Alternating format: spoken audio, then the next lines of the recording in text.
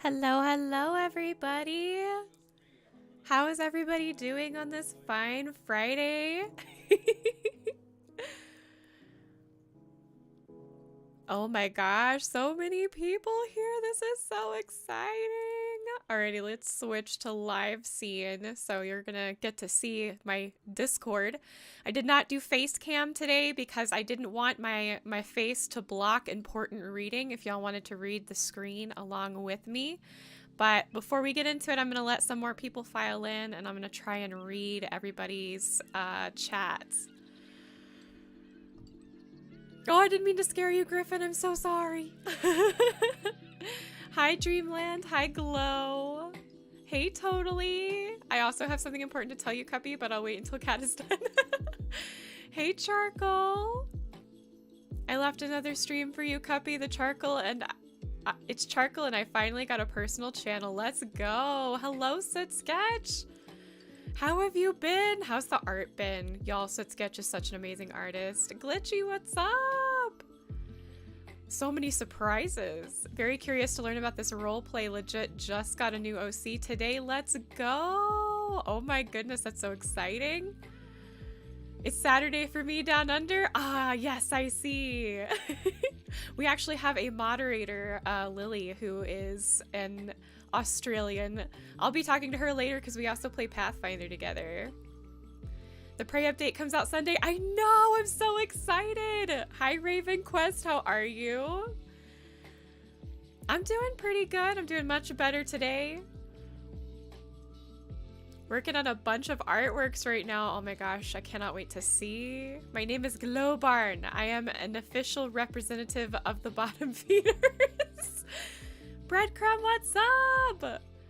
Cuppy, do you want to know the surprise now or later? Tell me now. There's 3 people live right now. Oh my gosh, everybody's going live right now. I'm doing pretty good, Raven. Pretty good. I'm excited to show y'all this. I need to post for some RPs, but I'm here. Hello, Night! I'm also very excited for the Prey update. I know I am too. I cannot wait. POT is releasing a trailer next Wednesday the 10th. I know I'm excited about that as well. My dad got me roly-polies from the backyard. They have food and moisture. They're in a queso jar. What? They're your queso army. Hey, Ghosty! How are you? Ghosty is in our RP. Nothing much, just waiting for a friend to come over. Ooh, awesome. No, Lemon, that doesn't make you bad. Immediately joining the Discord because I am only just now realizing there is one. Yes, actually, that reminds me. Thank you so much for saying that. I'm going to go ahead and post the invite to this. Limit. Never.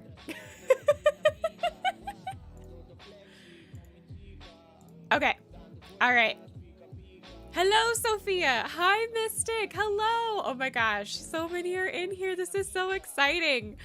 Okay, so just be aware before I post this. 1, this is a role-playing server. So please don't join the Discord unless you plan on role-playing. Also, you have to be at least 13 years of age to roleplay. Well, to be in Discord, period. But to be in the server, you have to be at least 13. That is Discord's rules. If you are not, just wait until your 13th birthday and then you can join. Yes, exactly what Knight said. You will get banned. If we find out that you are under the age of 13 and join the Discord, we will ban you. And we'll probably have to report you to Discord, so definitely don't do that. Just wait. I'm sorry, Glow. You'll just have to wait. You'll just have to wait. Okay. Now, with that being said, let me just type this up, and then we'll get into reading some of this stuff. Do keep in mind, because I'll be reading the stuff on the Discord, I may not be able to keep up with chat very well, so just fair warning before we start.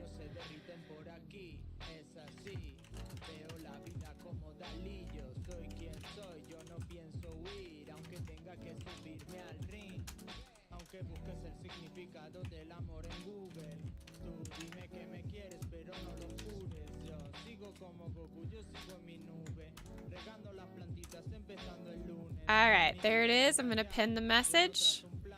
There we go. If y'all want to join, feel free to get in here and start to read some of the stuff I'll be reading for you. I'm going to go ahead, do myself a small favor. Nobody get mad. But I'm going to put on slow mode to save my soul. And that way, if anybody asks a question, I can find it a little better. Okay. But there it is. All right, so to start, when you join the Discord, you will pop in as a newcomer and we'll get to wave at you, which is a lot of fun. Make sure that you greet everybody new. Next. Yes, save your soul, Guppy. Thank you. Come in and read the welcome message. I'll go ahead and read it for you right now. I do remember Miss Clan totally. As you slip between the thickets far from your original home, you feel your paw pads ache as you traverse this foreign land. Fireflies shimmer overhead, and you gawk at the enchanting scenery afore you.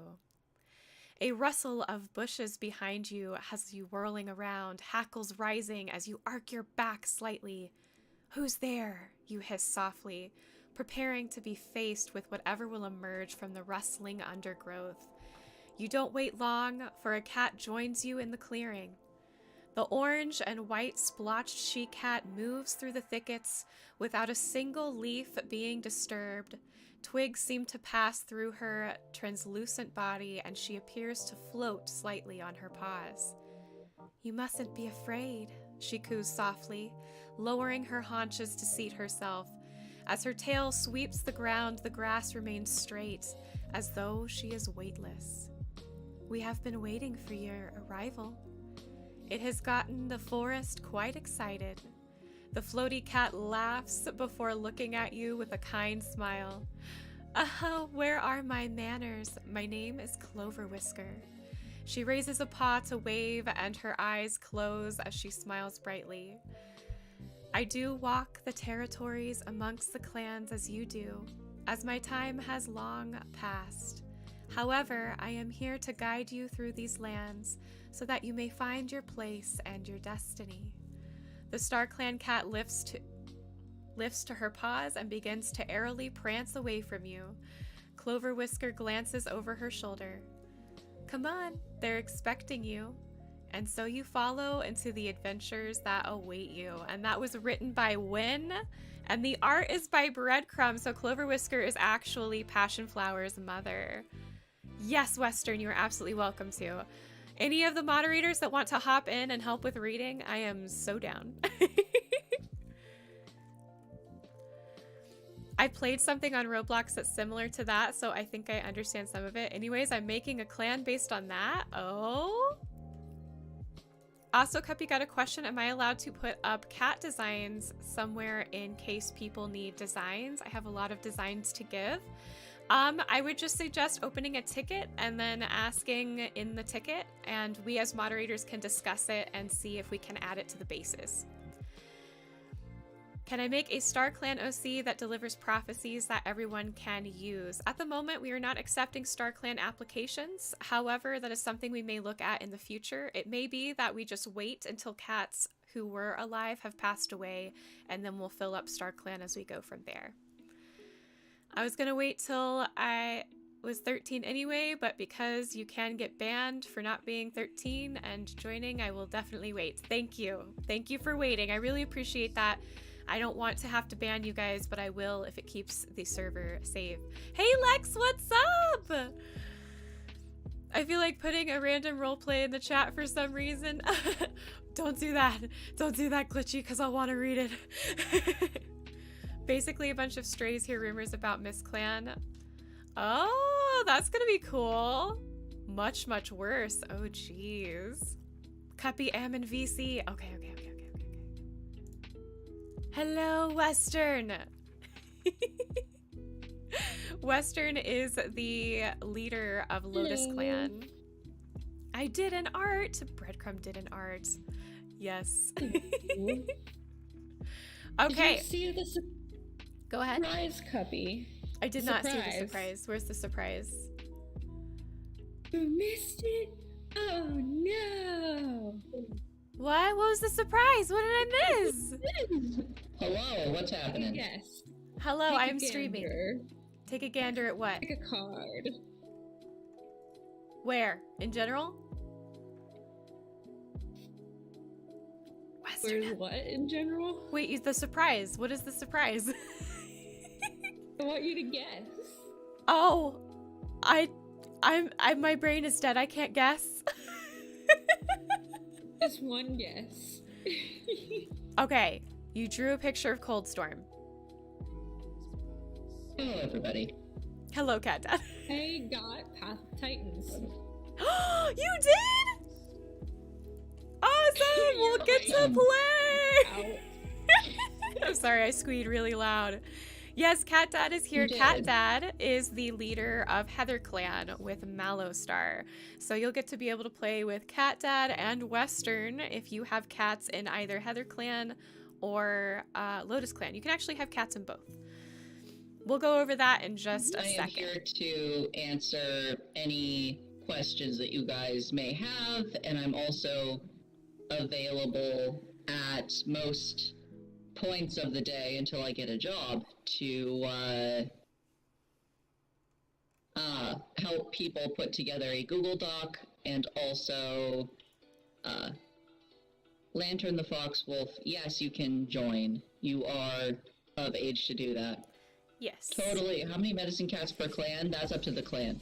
That is up to the clan. I'll go over that in just a second. We do have slots, essentially. Some clans might have more slots for medicine cats. Some may have less.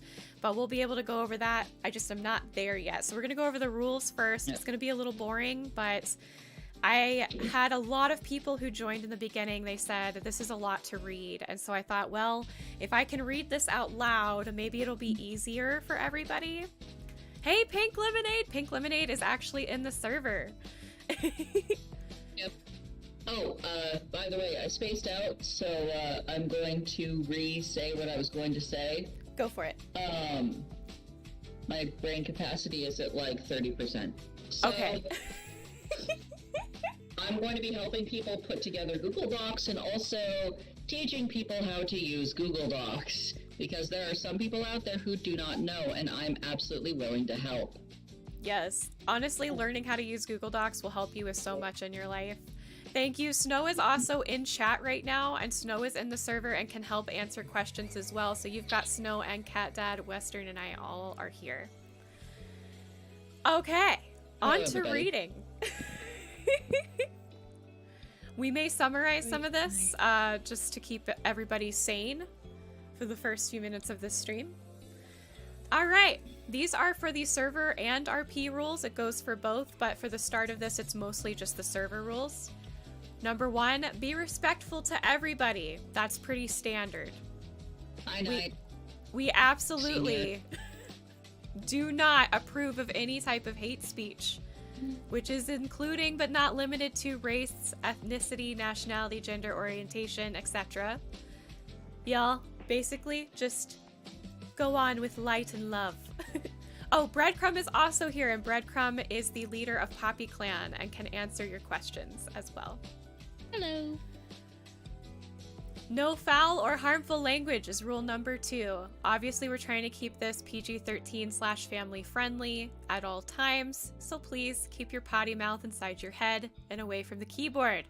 However, for the purposes of role-playing, you are absolutely welcome to roleplay with the warrior's curses like mouse dung or fox dung or fox heart. Those are absolutely allowed and in fact encouraged for the experience and immersion of the roleplay, if that makes sense. Rule 3, pretty standard, absolutely no IRL in real life politics, religion, or controversial topics. This is not a place for that. We are here to roleplay. Win is also here! What is up, Win? Thank you. Oh my gosh, yes. So Win is our amazing bot moderator. Actually, she's partial owner of this server, but she has been saving us from bots because bots are hard. but Win is pro. Win is the bot wrangler. Yes. Rule 4, no spamming. Please do not spam GIFs, images, emojis, stickers, memes, repeated messages, or sharing copy pastas, etc. But this is included for RP post. If for any reason your RP partners are not responding, do not continue to post your response over and over again. They will get back to you in time. If you are skipped for any reason, you can kindly remind who you're waiting on that you may have been skipped, so they are made aware, but do not repeat post. Rule 5, no NSFW content, period. No excessive gore, no explicit content, nothing like that. Family friendly, keep it love and light and happy. Now, as for the descriptions of battles and fights, some gore is acceptable, but it must be spoilered in case it might be sensitive to some readers. We do have readers in here that don't want to hear about any type of gore, even something as small as a little bit of blood. So make sure to spoiler it. And just so y'all know, I'll post this in chat. If you ever want to spoiler something, all you have to do is do the 2 bars, whatever you're going to write in between, and then another 2 bars. And I just posted it in chat if you want to see what that looks like. All right. Use appropriate channels. This really is more important for the purpose of RP, but it's also just for Discord. Like if you're going to post fan art of the RP, or we don't have a fan art channel, do we? Do we? We do not currently have a fan art channel, but it would be amazing if we did. Yeah, we do. Yeah. I posted fan art in the fan art channel. Where is It's it? in roleplay discussion. It's in roleplay It discussion. is? Oh, that I makes was- sense that it would be in roleplay discussion. Oh yeah, you're right. There it is. So for Roleplay example, discussion. the fan art channel is specifically for fan art of the roleplay, whereas if you just want to post art that you're just doing for something else but you want to share it, you'll just put it in the art channel, which I moved for some reason. There we go. Okay. Back to rules. No unnecessary right. pinging of staff, and that includes members. Don't unnecessarily ping. However, if there is an emergency, feel free to ping a moderator. And you'll actually see over here on the side where the moderators are. You can also ping owners, which is me and Win. Those are who you're going to want to ping if there's any kind of emergency, but please don't unnecessarily ping others. We do have rules that kind of go for pinging a role player. So essentially, other than the initial ping, I think you're allowed 1 ping a day for somebody, but after that, don't do that. We have rules for this. If you go into server roles, you can actually see right here we have reminders and DMs. Let others know how often you want to be pinged for roleplay. You can choose daily, weekly, monthly, or don't remind. And to check that, all you have to do is click on somebody's name.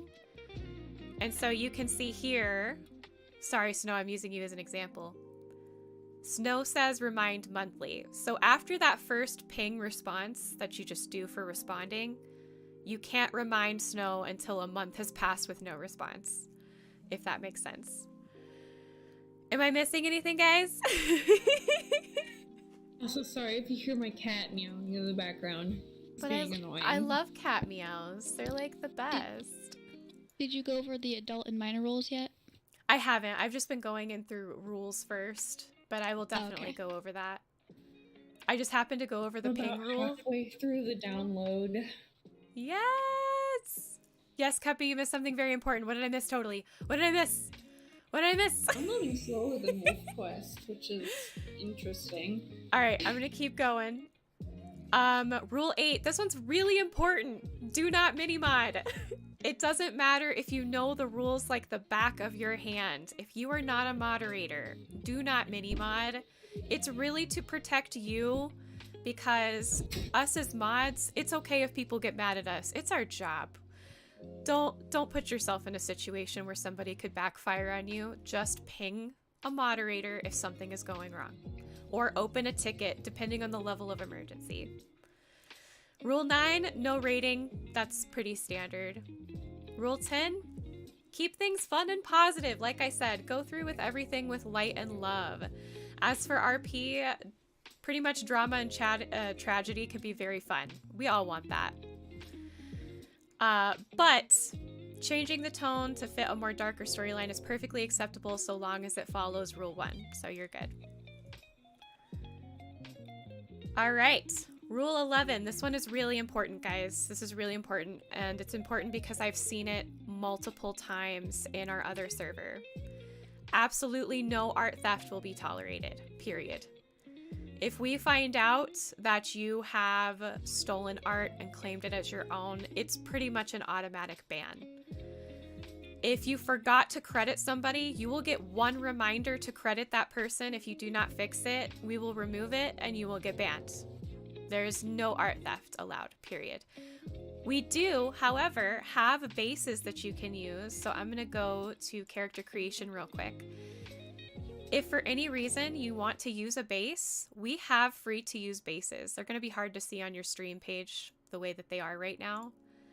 So I'll pull this up over here. That's a base that Breadcrumb made. Those are free to use. Just make sure that you credit Breadcrumb when you use it in your application. But we've got plenty, and it's fine. If we get a bunch of Breadcrumb's bases, that's awesome. That was the whole point of that. Who is cooler, Night, Western, Breadcrumb, or Snowfrost? I don't pick favorites. They're all cool. I was gonna say. All right. A loaded question. No, I do not pick favorites. Rule 12, as always, you are required to follow the Discord terms of service, and that means following the age rule. We've already gone over this, essentially. You have to be at least 13 years of age to join Discord. If we find out that you are not 13 and you join Discord, you will be banned, which means that when you turn 13, you won't be able to join because you couldn't follow the rules. Follow the rules. Sorry to be so stern on this. It's a big rule, and we don't want to make Discord mad at us because we weren't able to find out whether you were 13 or not. Just follow the rules, y'all. Okay. I want to read Rule 13 out loud. I'm just trying to figure out how to read it out loud without being demonetized. Okay. I don't know if y'all know this, but there are a lot of adults that still love warriors. I would say most adults in warriors are awesome and can handle hanging out with minors and be just fine. However, there are creepy adults out there that will take advantage of the fact that you're a minor. And so this is where we have gone in to make a server role to protect from potentially bad situations, even in RP. So, eventually you're going to go over to server roles once you have finished the rules. And here you'll see that we have your preferred pronouns, so you can choose those, and then age. So to avoid things like grooming, we have asked that you are required to choose an age role. This is essentially to show who you can have romantic interactions with in the RP. So I chose adult. I'm 30 years old. I'm an adult. And so I can only RP romance with another adult player. I cannot RP a romance with a minor player. Because, for one thing, it makes me personally uncomfortable, and two, I want to prevent adults taking advantage of minors. So, if you are a minor, which means you are under the age of 18, you are going to choose this role. You do not have to show your age. In fact, we encourage that you don't, and we'll probably delete messages of your age. But if you are under 18, you do this role. If you are 18 and older, you're an adult. Make sure you choose the roles accordingly. We expect you to be honest. If we find out you are lying about your age, you will be banned.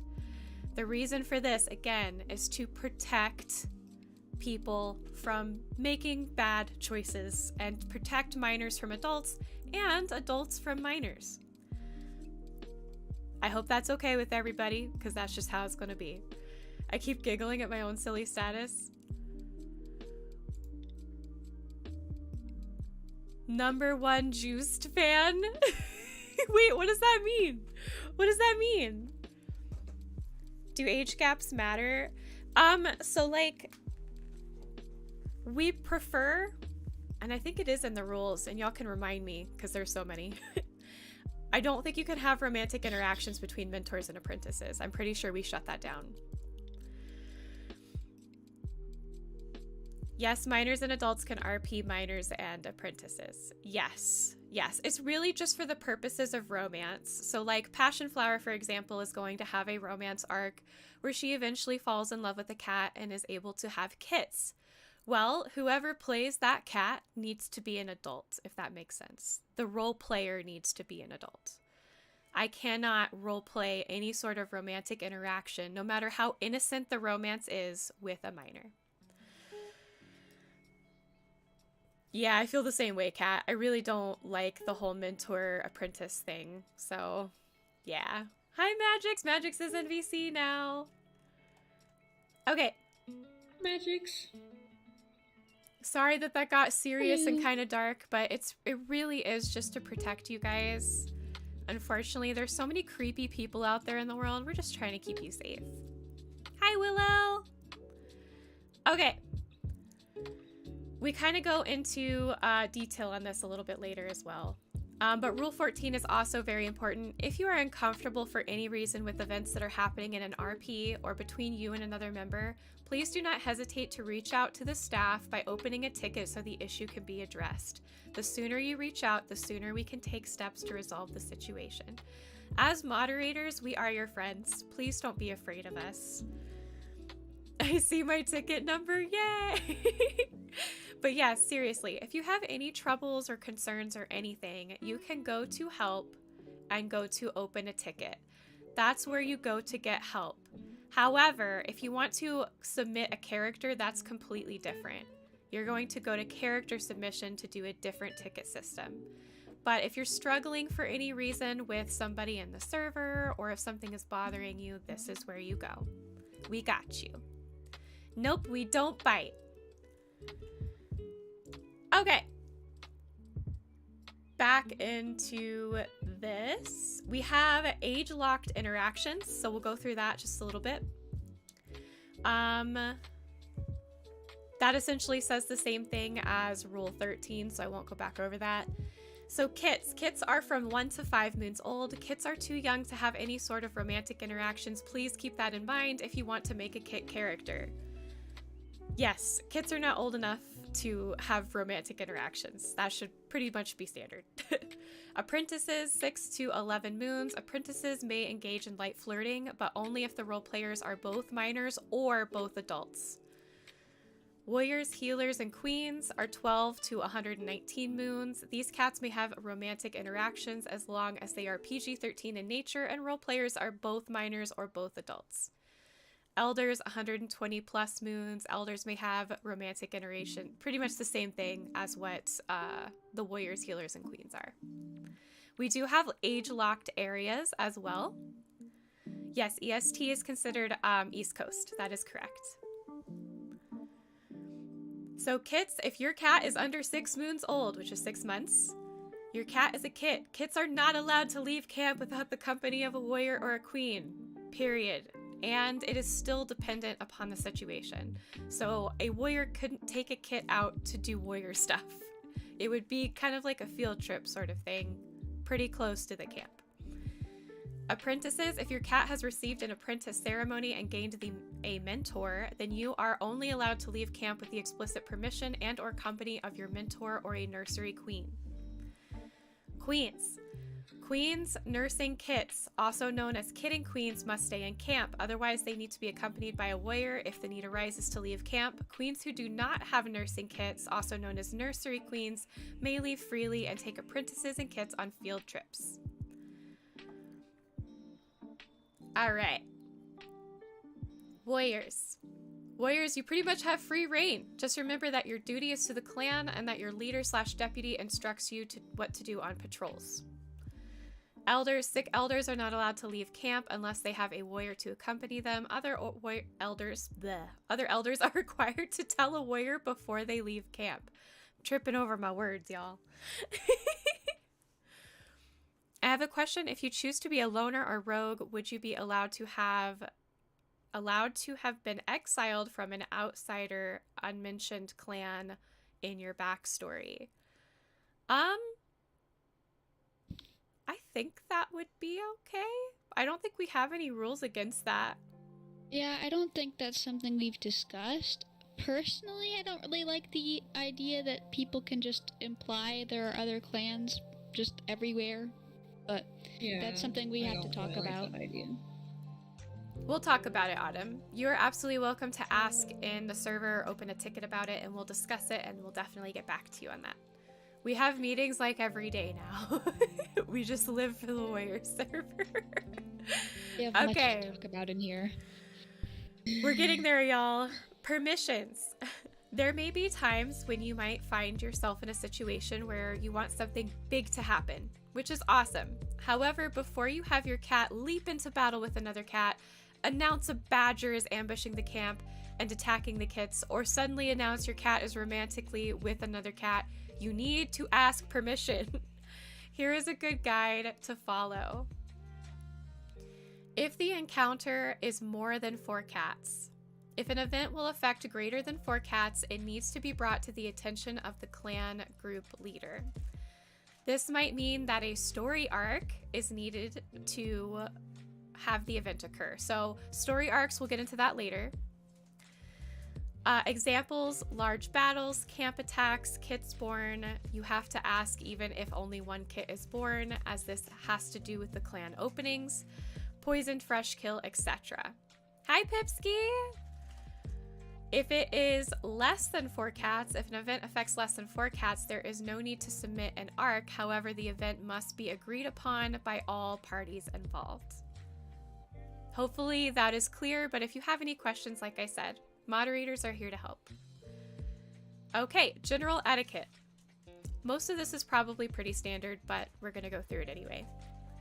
In most cases, we ask that you keep some level of detail in your RP responses. We understand in some RPs there just aren't a lot of details, but we ask that you try and hit or get close to a minimum of 3 sentences. Please don't type one-liners, y'all.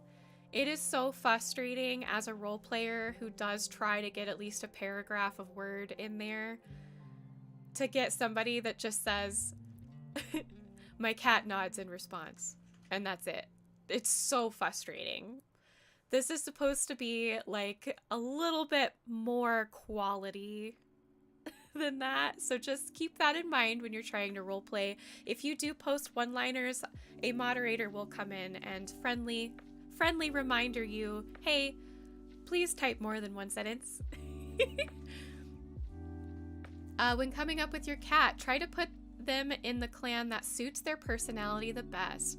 Of course, the occasional odd one out is fun to roleplay, but if you're aiming to do something like that, please check the clan's allegiances and make sure there aren't too many cats that already differ from the clan's typical personality. We'll get into clan lore later, and I'll get to show you guys kind of what that's going to look like so you can determine which clan fits you best.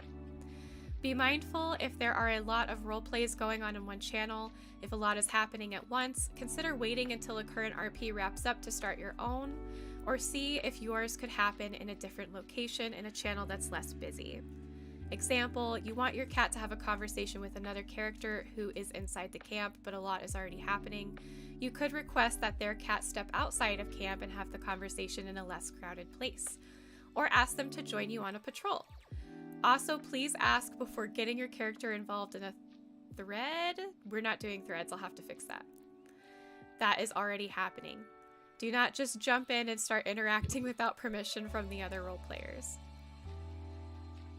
If role-playing with more than 3 people and 1 person leaves, please do not keep role-playing without them if it is reasonable to assume the character would still be involved. So if you're role-playing with 3 people and 1 has to leave for the night or go to bed, please don't pretend like...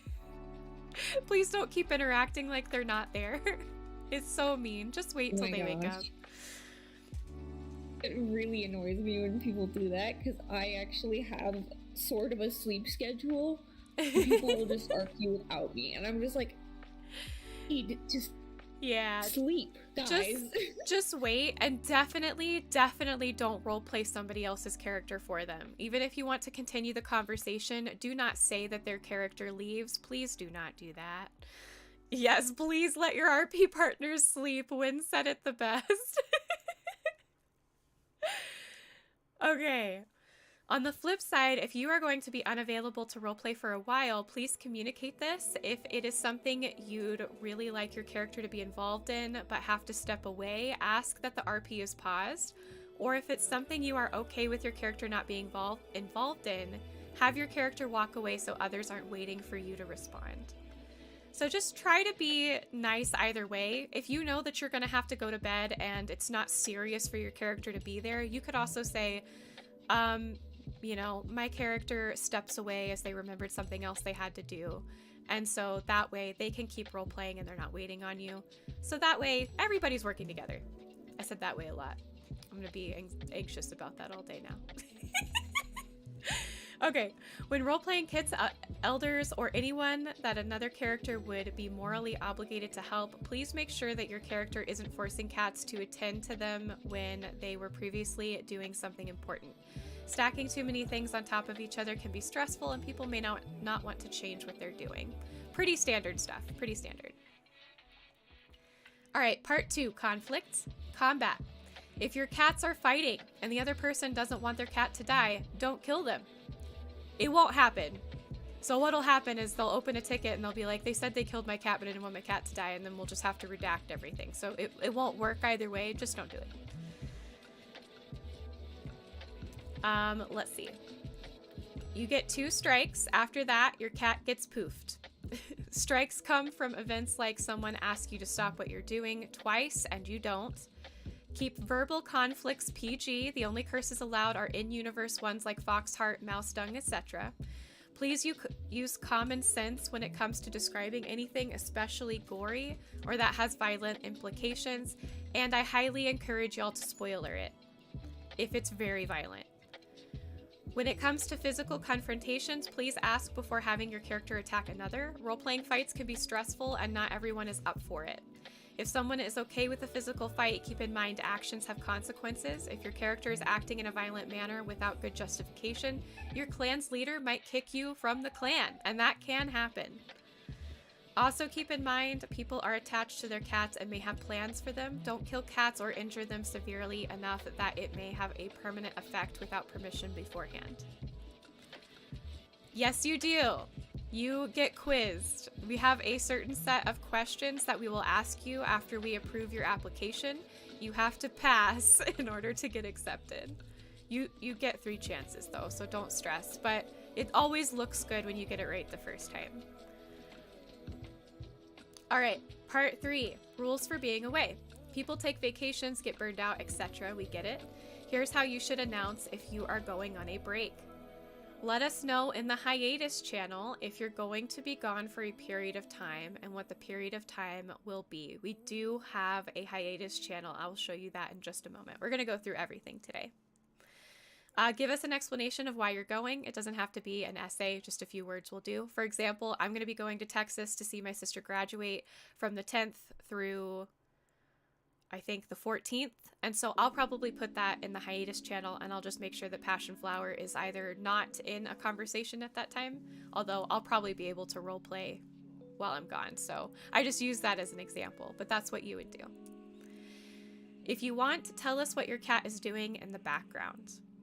If you have any issues with these guidelines, please take it up with the host. Yes. Starclan.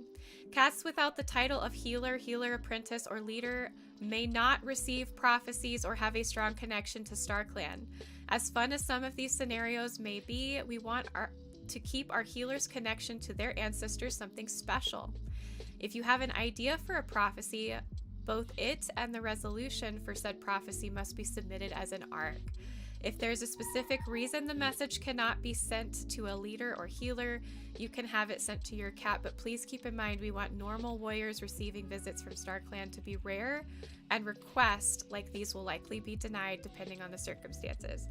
It is really frustrating if you're playing a healer and like every other cat in the clan gets a message from Starclan. It literally makes a healer obsolete. So that's why we did that, so that the healers would still be special, if that makes sense. Okay. If your OC dies and goes to StarClan, they cannot visit the living as they please.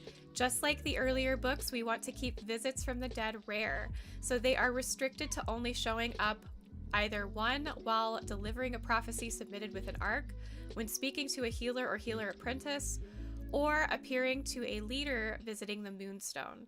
However, if you're really itching to RP as your past cat, anyone in one of the previous scenarios may ask someone to play the role of a StarClan cat in the hashtag RP plot and seeking channel. We do have a seeking channel, and I'll show you guys that in a second. Okay. Also, we ask that you don't make characters for the sole purpose of killing them off. Doing so may result in future submissions being rejected. Oh my gosh, I can see the end. Okay, clan life. Before submitting your clan cat, make sure to look at the clan's allegiances. We are now using a slot system, so some positions might be open while others are closed. Because of this, we ask that you contact a mod before having your cat switch clans, have kits, or do anything that would add to the number of cats in the clan. These slots are not concrete enough. Oh wait, these slots are not concrete though. Each clan slots are decided by the mod that manages it and are made to keep the amount of cats to a number they can handle. As we learn our limits, more slots may be added. Please do not pester clan mods to add more slots to the clan. It will not likely change. So, we have slots open, and pretty much everything is open right now. In fact, I don't even think we've gotten a kitty pet application yet, and I think we only have one loner application. There is still plenty of slots available. We started out small on purpose so that we could add more later, but do keep an eye on those slots. We do have kits closed right now, and apprentices are only being accepted if there is a warrior that can mentor them. Okay. And y'all in VC, please correct me if I'm wrong about anything. Do not let me tell lies because I'm ignorant. Sounds good so far. Keep going. Awesome. As a baseline, every person is allowed 2 cats per group. What'd you say, Wester? I have 1 gigabyte left of the download. You got this. You got this. Yeah, so you're allowed 2 cats per clan/group, meaning for now, we've got, how many do we have? We have 3 clans and 2 groups. So that's, what is that, 10 cats? That's a lot. But yes.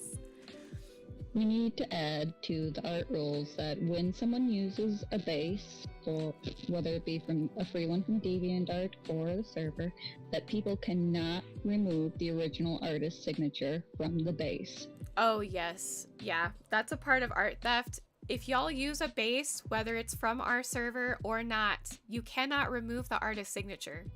That's considered art theft. By removing the signature, that is art theft. Do not do that. It will make me very mad. You don't want to make Cuppy mad. All right. If you somehow manage to keep all of these characters and you still want to RP all of them and prove to be respectful of the rules, you may be allowed to have another if slots are available. If your kit stays in camp, thou may have another. Wise words from a mod. All right. The cats of the clan are dynamic. It's expected they will change over time, but for the sake of keeping things organized, we now require you to fill out and submit a small form when your cat becomes an apprentice or queen. This is so we can ensure all of our apprentices have mentors, and slots are reserved for future kits. For any other role changes, such as apprentice to warrior, warrior to healer, or queen to warrior, ping the mod that runs the clan your cat is in, and they will make the appropriate changes. Please note that any role changes that require a ceremony will not be considered canon until the ceremony is completed. So in other words, if your cat is 11 moons old, but we don't have a ceremony to make you a warrior, your cat will still age until we have the ceremony. That's important. Also, for the sake of safety, the leader and deputy positions are going to be mod exclusive. For clans with more than one healer, a non-mod may submit a healer, but there will always be a mod played head healer. We understand this may be disappointing for some, but to keep things both fun and safe, lead roles will not be available to others. So for right now, leader, deputy, and head healers are all moderators. For example, Cat Dad is Mallow-Star, leader of Heatherclan. Magix is a mod and the deputy of Heatherclan. I am the head healer with Passion Flower for Heatherclan, and it goes for all the clans. All right, in-game time. For the sake of avoiding confusion about seasons, aging, and clan meetings, we now have an official in-game time. We will now have a season pass every 3 months, going from New Leaf Spring, Green Leaf Summer, Leaf Fall Fall, and lastly, Leaf Bear Winter. Right now we are in spring. We just started in May. We'll be a little off by seasons, but it's fine. Don't worry about it. Clan gatherings will play out on roughly the last week of each month and last for the days to give everyone a chance to roleplay at the meeting. Did I read that right? Clan gatherings will play out on roughly the last week of each month and last for 5 days. Yes. We will actually put up a calendar. That's something we need to work on. By the way, mods, we need to actually have a calendar where you can see what days, what is happening. Healer meetings will be roughly in the middle of the month, usually on weekends. We will likely post important dates on either announcements or important dates at the beginning of each month, so be sure to look out for that. Time skips. You may do small time skips in roleplay for sleeping or skipping over minor events. However, do not time skip to pass moons in order to age up your cat or rush them along to having kits. These events will pass on an IRL monthly basis, and your cat will age up each month, and queens will have their kits after 3 months. How do gatherings work? Honestly, we're still working on that. We will let you know as soon as, as we know. Idle cats. Because of our new slot system, cats who are not being roleplayed will be removed to make space. After a month of inactivity, cats are marked as missing, and after another month passes, they will be removed and their spot will be made available. Cats that go missing may be resubmitted later, but you must wait until a slot is open, and we ask, please only do this if you think you will have the time to RP them again. Bye, Lemon! All right. If you are unable to RP for this amount of time and want to avoid your cat going missing, please post in the hiatus channel. Yes, if you're going to be gone for a month, like you're like going to be without internet for a month for some reason, just post in the hiatus channel. We will respect it. That is it for the rules. Obviously, they're subject to change at any time for any reason, but other than that, that are the rules. That's it. Yay, no more rules. Oh gosh, I made it. I made it, y'all. Yay. Now you get to do the significantly longer lures. I know. Yay. Okay, obviously we have an announcement channel. I encourage you, when you join, scroll to the top. This server's only been open to the public since May 1st. Please read this first one. This gives you so much information on how to submit a character. All of these do. Do not be afraid to read. I know reading is intimidating, but that's literally half of the roleplay is reading. So just once it's over, it's over. I went over self roles, but I'll go over it again. Like I said, you can choose your pronouns. You are required to choose minor or adult. Your time zone is also required. Mainly, it's just to help others know what time zone they might share with other role players, because if you share a time zone with another player, it's highly likely you'll be able to roleplay with that character pretty easily. And then we also have the reminders and DMs. This is also required just so that we also know when we can ping you. We want to make sure that we're not over pinging or under pinging you. And then DMs, that's just if you want to be DM'd or not. We have an introductions channel, and you are totally welcome to use this to kind of share some small information about yourself and have others get to know you. We have a newcomer chat. As a newcomer, you are not going to be able to see everything. Let's see. A pretty bobcat. That reminds me, we are absolutely not accepting anything other than house cats. No bobcats, no lynxes, no mountain lions. No cats outside of house cats will be accepted, period. End of story. Okay, next. RP information. Yay, we're getting to the fun stuff. The map. Behold. This is the great map. So as you can see, we've got Poppyclan as in yellow up here. They live in the forest, right? And there's a poppy field right here. So Yes, pretty. that is correct. Yes. Heatherclan also lives in a field in a sandy pit. They are next to the lazy stones. Oh, I didn't know Passion's log was on there. That makes me happy. There is Lotusclan, which is in a swampy area. We have a two-leg place, which is divided into two sections. I'll get into that. There are places for the loners and rogues to hang out. That's the shaded forest for the most part, but anywhere where there isn't clan territory, pretty much loners and rogues can hang out. And then the stone place, Pan's Grotto, this is where we're having meetings, if I'm correct. Please tell me if I'm wrong. That's right. Okay, thank goodness. I don't know why I'm second guessing everything I do. I love this map so much. This was all thanks to Magix. Magix is the one who made this map. It is beautiful. They did such a good job, and we are so appreciative of Magix and their amazing skill to do maps. All right, and now we can get into lore. Yay! Yay! Finally! Thank you, mods in chat that are currently answering questions in chat right now. I really appreciate it. Okay, into Heatherclan lore. We shall open up the Google Doc.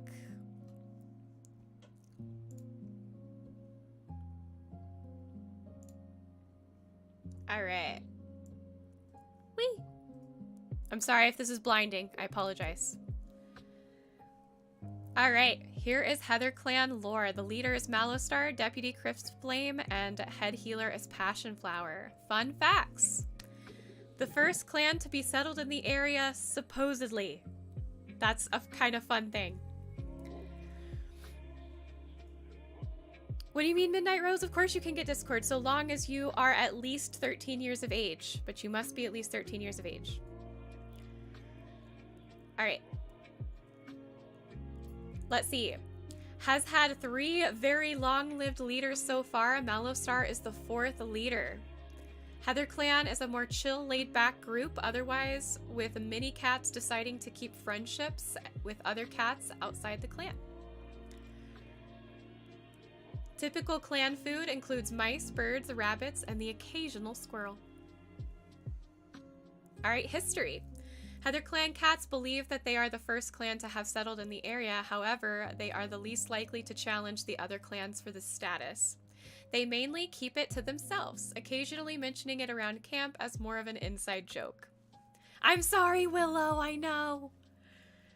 Heatherclan cat characteristics. They're positive, thicker pelts, and hardier due to a more open area. They're more relaxed with the exception of the clan deputy. I like how that's an exception. All right, location. Near a heather field in the foothills of a mountain range. The river borders almost all of Heatherclan's land, sharing with Lotusclan to the south and Poppyclan to the west. To the north and east are inaccessible mountains looming over the rest of the territory. The camp is nestled in a sandy pit to the north, surrounded by bushes, brambles, and logs. As for beliefs, on windy nights, if you're missing someone, you can go to sleep in the Heatherfield and hear the voices of those you once lost. Heatherfield is sacred for the above reason, and to take from the Heatherfield and approach Heatherclan camp with it is a formal act of war. Love that. All right. Clan relations. Neutral with Lotusclan, rising positivity with Poppyclan. And then here is some information about the first 3 leaders. Hello, I'm happy you're here. I'm Sparrowtwig, the first Oracle of Heatherclan. Please sit down and I will tell you about the first 3 leaders of the clan. The first proper leader was Fernstar. He was a kind and just leader, rising in our clan's hour of need. He brought us here to this camp and was the head of every border patrol for moons. He brought us adventure, yet made sure we had what we needed. The next leader was his deputy, Kestrelstar. She made our borders what they are now and forged peace with the other 2 clans. She was tough and took no mouse dung from anyone. She brought us peace. Unfortunately, after her death at 130 moons, her deputy Hawkwing became Hawkstar. He led a battle against Poppyclan for their herbs. He had kits dying from white cough before they had opened their eyes. He gave us a reduced population and worsened relations. Hawkstar lost his final life to a battle with Poppyclan at the age of 125 moons. And then clan rumors. It is believed by some that Heatherclan was once a large clan that ruled over all the territories. That is, before a devastating flood wiped out their camp and swept away many of their strongest warriors. The survivors went on to rebuild Heatherclan, though they question whether some of the cats that were swept away became the founders of the other clans. By the time the floodwaters receded, no one remembered the cats they had lost, nor their former territory that had been flooded for so long, and the other clans were seen as strangers. I know the lore. One of the clan's first and longest living medicine cats was named Goldenfrost, and she is known by many to have the worst reputation in the entire clan.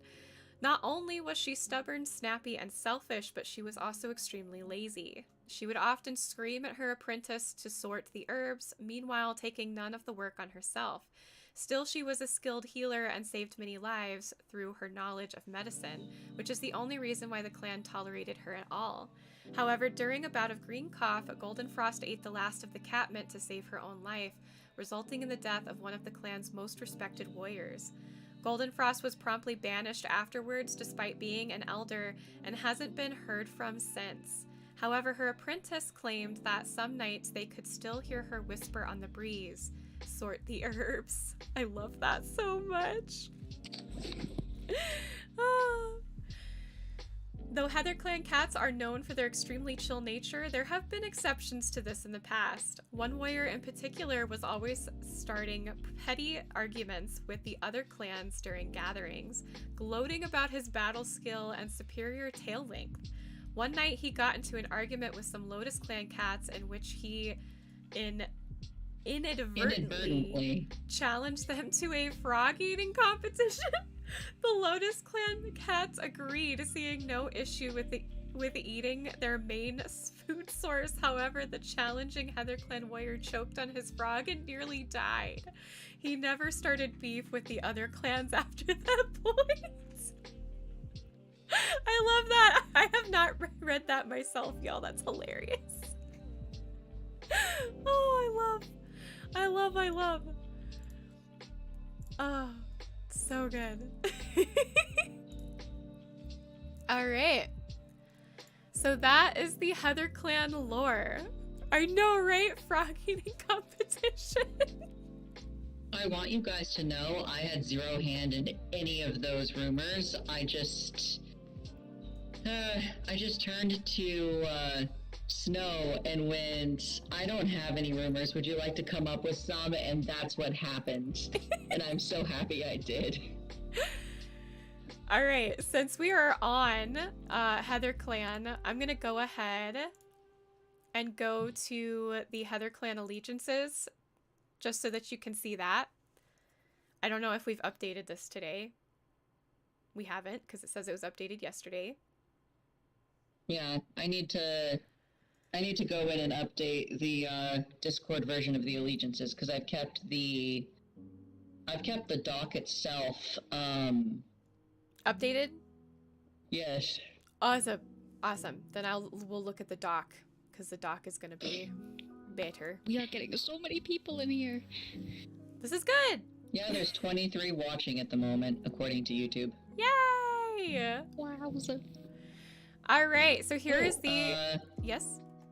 Just to look at the comments super quick. I'll take a drink break. Midnight Rose says, I really want to be my OC Dark Heart, but I can't. Sadness. Why is that?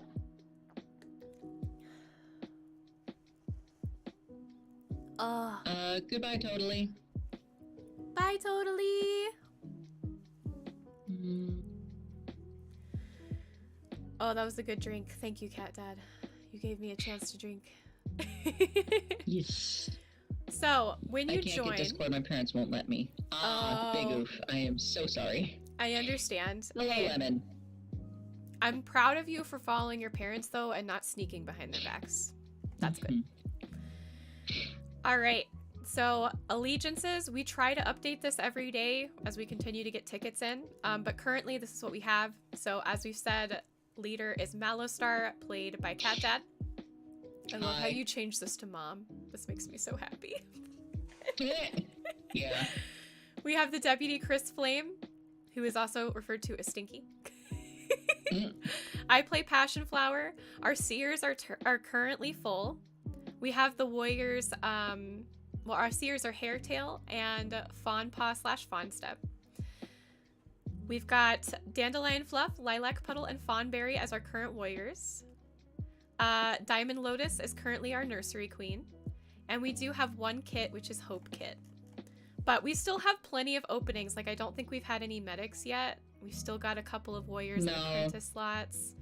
Yeah. We still have a couple I do want to tell people there is only one kit allowed, and that is Hope Kit due to popular demand. Anyway. Crystal Star, once you get in,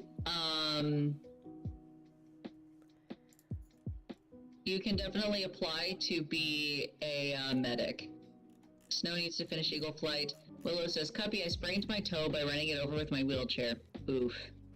I'm so sorry, Willow. Ooh. Talk to you later, Win. Bye, Win. Make sure to get some sleep. I'm in Ravenpaw. Okay, cool. Yes, awesome. How many newcomers have we? Oh my gosh. A lot. At least 10. Okay, all right. I'm gonna wave and wave and wave and wave and wave and wave. There's just gonna be a line of me waving. Taking a wave break. Taking a wave break. I'm taking a wave break. Yeah, by the way, guys, for those of you who do not know how to make a character or use Google Docs in newcomer chat, I'm going to post a comment that just says, teach me, Cat Dad, and please give one reaction to that, and I will teach you how to use Google Docs and how to put together things. All right. We are going to be switching into Poppyclan. Oh boy. Go ahead and make sure you got a snack and a drink for 2 seconds, and then we'll get into Poppyclan. There's a lot of Poppyclan lore. Midnight Rose says, can I tell you all the backstory of Darkheart? Absolutely. Alright, I posted my thing in newcomer chat. It says, teach me, Cat Dad. Woohoo! Everyone who wants help with putting together a character sheet or getting taught about Google Docs, please react once to this message, because then I'll know how many people I need to do a group thing for. Willow, ask how you're doing. And yes, Just saw that. We love sadness. That sounded weird. Well, Puppy is an elder emo, so it kind of comes with the territory. Oh, I'm so honored to be called an elder emo. I heard from Knight Jr. that they mentioned the G-Note and you just started singing Welcome to the Black Parade. You are an elder emo. It does happen. It's like a post-traumatic stress syndrome thing where I hear the G note and I'm like, anyway. Going to join one of the clans with my OC Ramheart. Unsure which one yet. Will I pretend to go whichever slot's available? We're going to. I'm sorry. I'm shushing now. The chat reading instincts are strong. They are! Okay, sorry. When I was Oh, Dad! Don't do that! a young boy. Okay. You okay? Yeah, my husband started singing in the background. Okay. I didn't mean to scream in the mic. I love you, hubby. I love you. Okay. All right, here we go.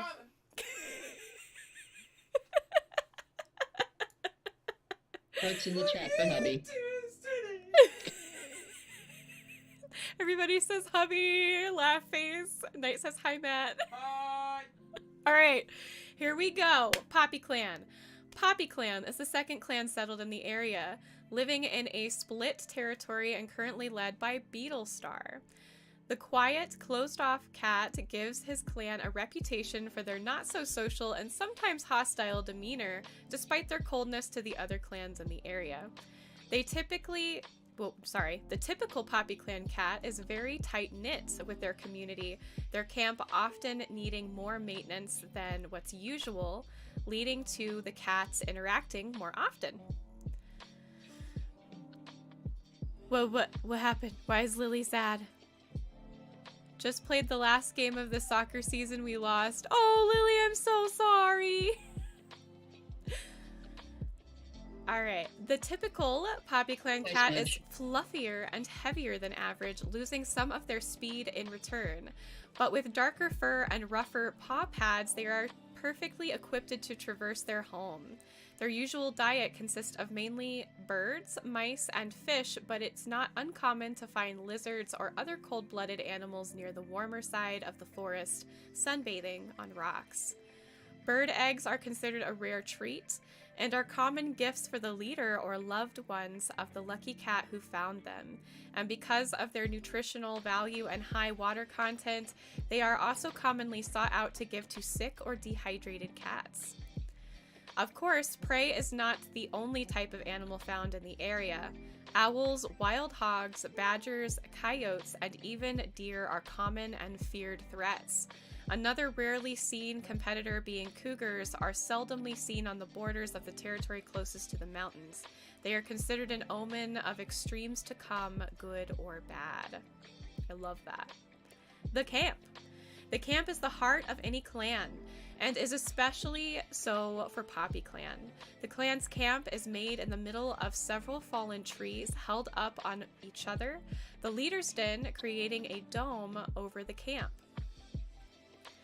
This, paired with the intentional addition of thorn bushes to line the outside of the dome, protects cats from the snow, predators, and especially other cats. Some of the trees that made up the dome are still alive and require special care to keep them healthy. This is so the trees can keep making their sheltering pine needles. Cats will cover the split in the tree trunks with bug-resistant paste, which are made with lavender or basil, and is a common task assigned to warriors by their deputy. The apprentices of the clan are given less important duties like trimming the thorn bushes and patching up small holes in dens. Inside of camp, the leader's den lies in the very middle. The rest of the dens are placed around in a ring. The most vulnerable, like queens, elders, and sickly, are tucked behind the leader's den farthest from the entrance of the camp. So you can see, Breadcrumb did some pictures on what this looks like. I love that the entire camp is just covered by trees. It makes me so happy. Alright, the territory. Poppyclan's territory is bordered to the south and east by rivers and to the north and west by large, inclimbable mountains, split in half with two different kinds of terrain. One of its halves being the pine forest, which is the coldest part of the territory, the large trees allowing little sunshine to get to the cats below. The land in the forest is very rocky, with large boulders and sharp stones coexisting with the trees. They are seen tucked under their roots or leaned up next to their bark. Where there's a patch of dirt, it's tangled in roots or covered by rock. sometimes becoming so dense with the north and west that trees can't grow there quickly, sloping up to a mountain. This is where Poppy's borders end. Some landmarks include the Weeping Tree, a long-dead, hollowed-out pine repurposed as a beehive filled with so much honey that extra overflows out of any holes in the tree's bark. Minnow Shallow, a shallow spot along the river that borders Poppyclan's territory, often used to teach apprentices how to swim. Monster's Rest, the carcass of a two-leg monster, a popular hangout spot for warriors slacking off or curious cats investigating the long-past beast. The other half is the poppy fields east of the forest as the trees frizzle out and it gets warmer. The mostly flat area is home to poppies as far as the eye can see. Poppyclan holds many beliefs about this place and the flowers in it, the plants becoming something of great importance to the landmarks. Important to the clan and their ancestors. Landmarks. Whoa, I skipped ahead. Hi, Smudge! How are you? Alright, the last home. A patch of multicolored poppies where the dead are buried, the extra rich dirt allowing the flowers to turn different colors. The Quiet Hollow, a den made with large branches from pine trees intended to let the healers of the clan meditate where they are closer to Starclan. No cat other than the healer is allowed in without their permission. It is generally considered rude to make any noise around this den when it is occupied.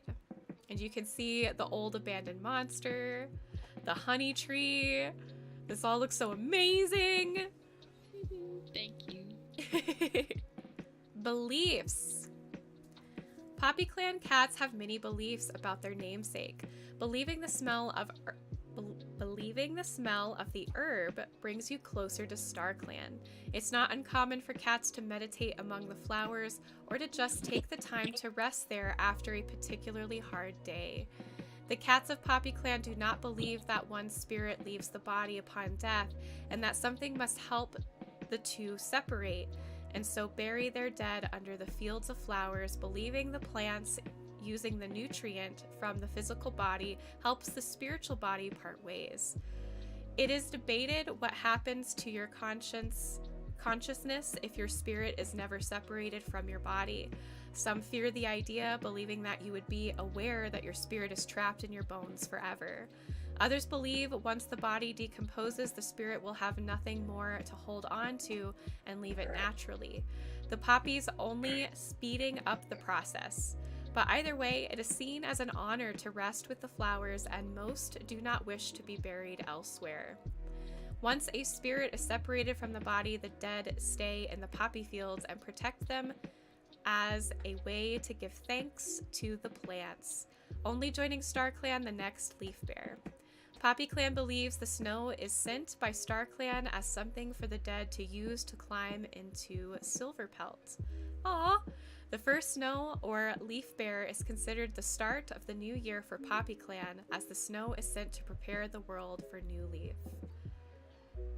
And you can see the pictures here. I love this so much. Alright, culture. The first snow.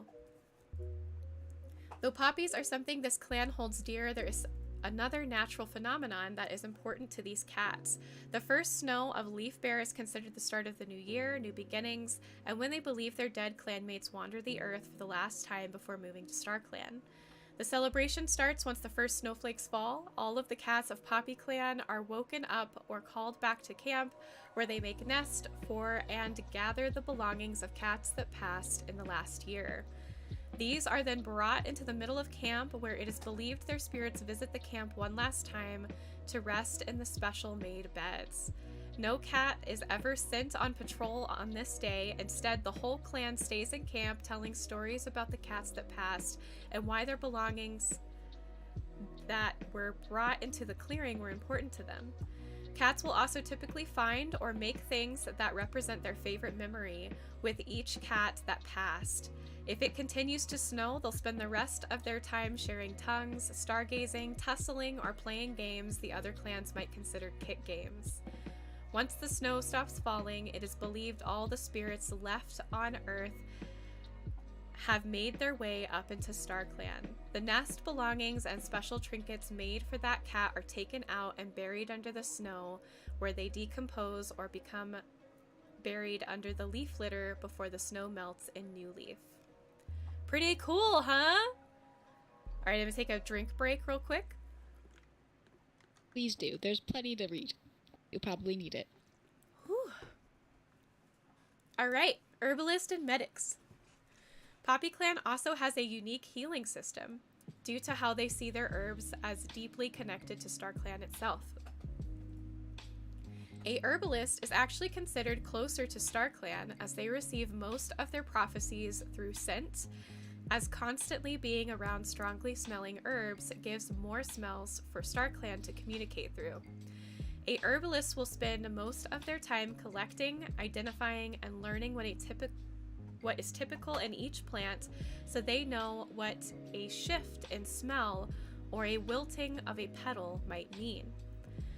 They are the clan's spiritual guides and focus heavily on their clan's mental health opposed to their physical well-being, knowing more about what herbs might calm a cat than what herb would help fight off an infection. Typically, they only know enough to help with small colds or a thorn stuck in someone's paw.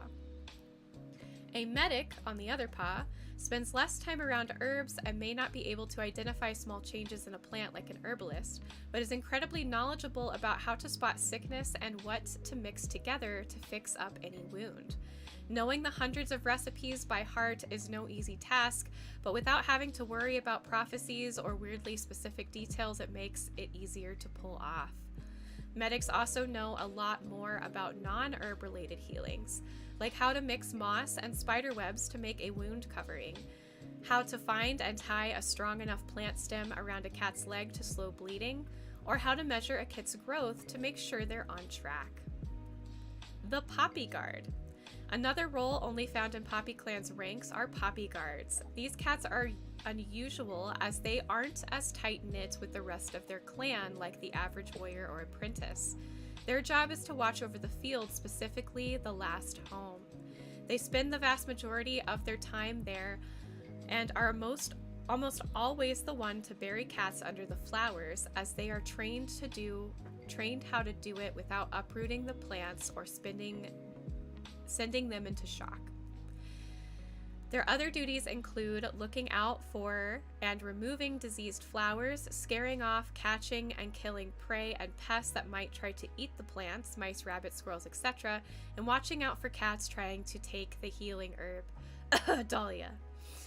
A Poppy Guard works a lonely job.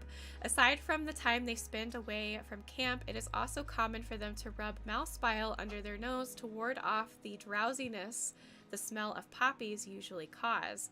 And while the guards typically go nose blind to scent after a while, the smell unfortunately is still very noticeable to other cats, driving them away most of the time. Poppy Guards start as Poppy Keepers. They are trained by the guard only after they receive their warrior name, and if they wish to become a keeper, the prefix in their name will be changed to Seed.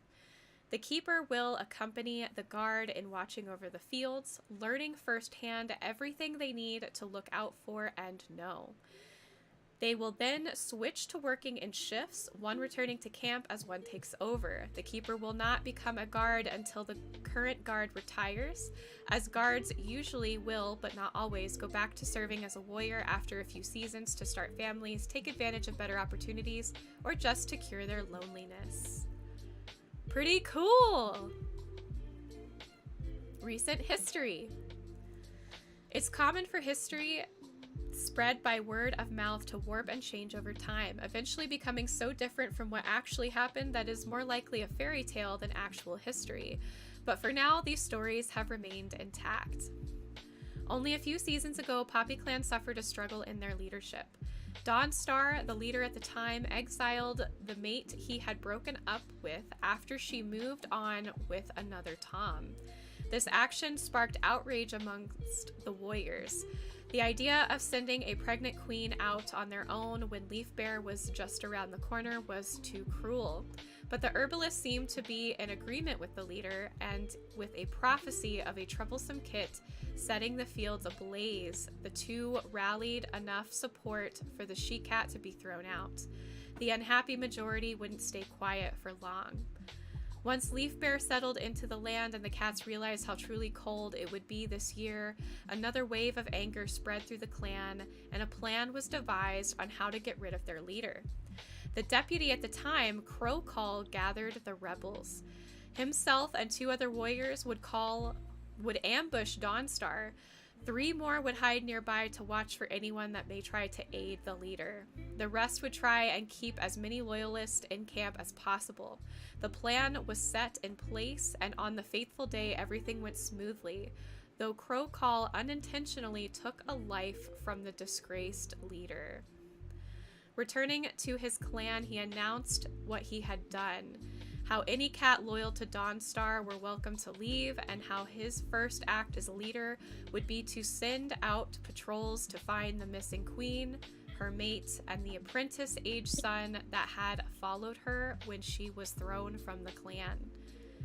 Crowstar was met with support from most and was welcomed as the new leader, but the herbalist refused to make the journey to the Moonstone, stating that as long as a cat with extra lives granted by Starclan lived, the cats in Silverpelt wouldn't have the power to give out more. So Crowstar declared he would lead his cats without lives, only the herbalist to vanish a few moons later. The herbalist who took their place led Crowstar to the Moonstone, even though the disappearance of the most vocal cat who opposed him seemed to have made the clan weary of this new leader. Despite the cautiousness, the rest of the leadership played out without anything too eventful, and after a few moons, the missing queen was found. There was some debate about how many lives Crowstar really died once leadership was passed to the next cat. During Dawnstar and Crowstar's reign, Poppyclan and Heatherclan had a tense relationship.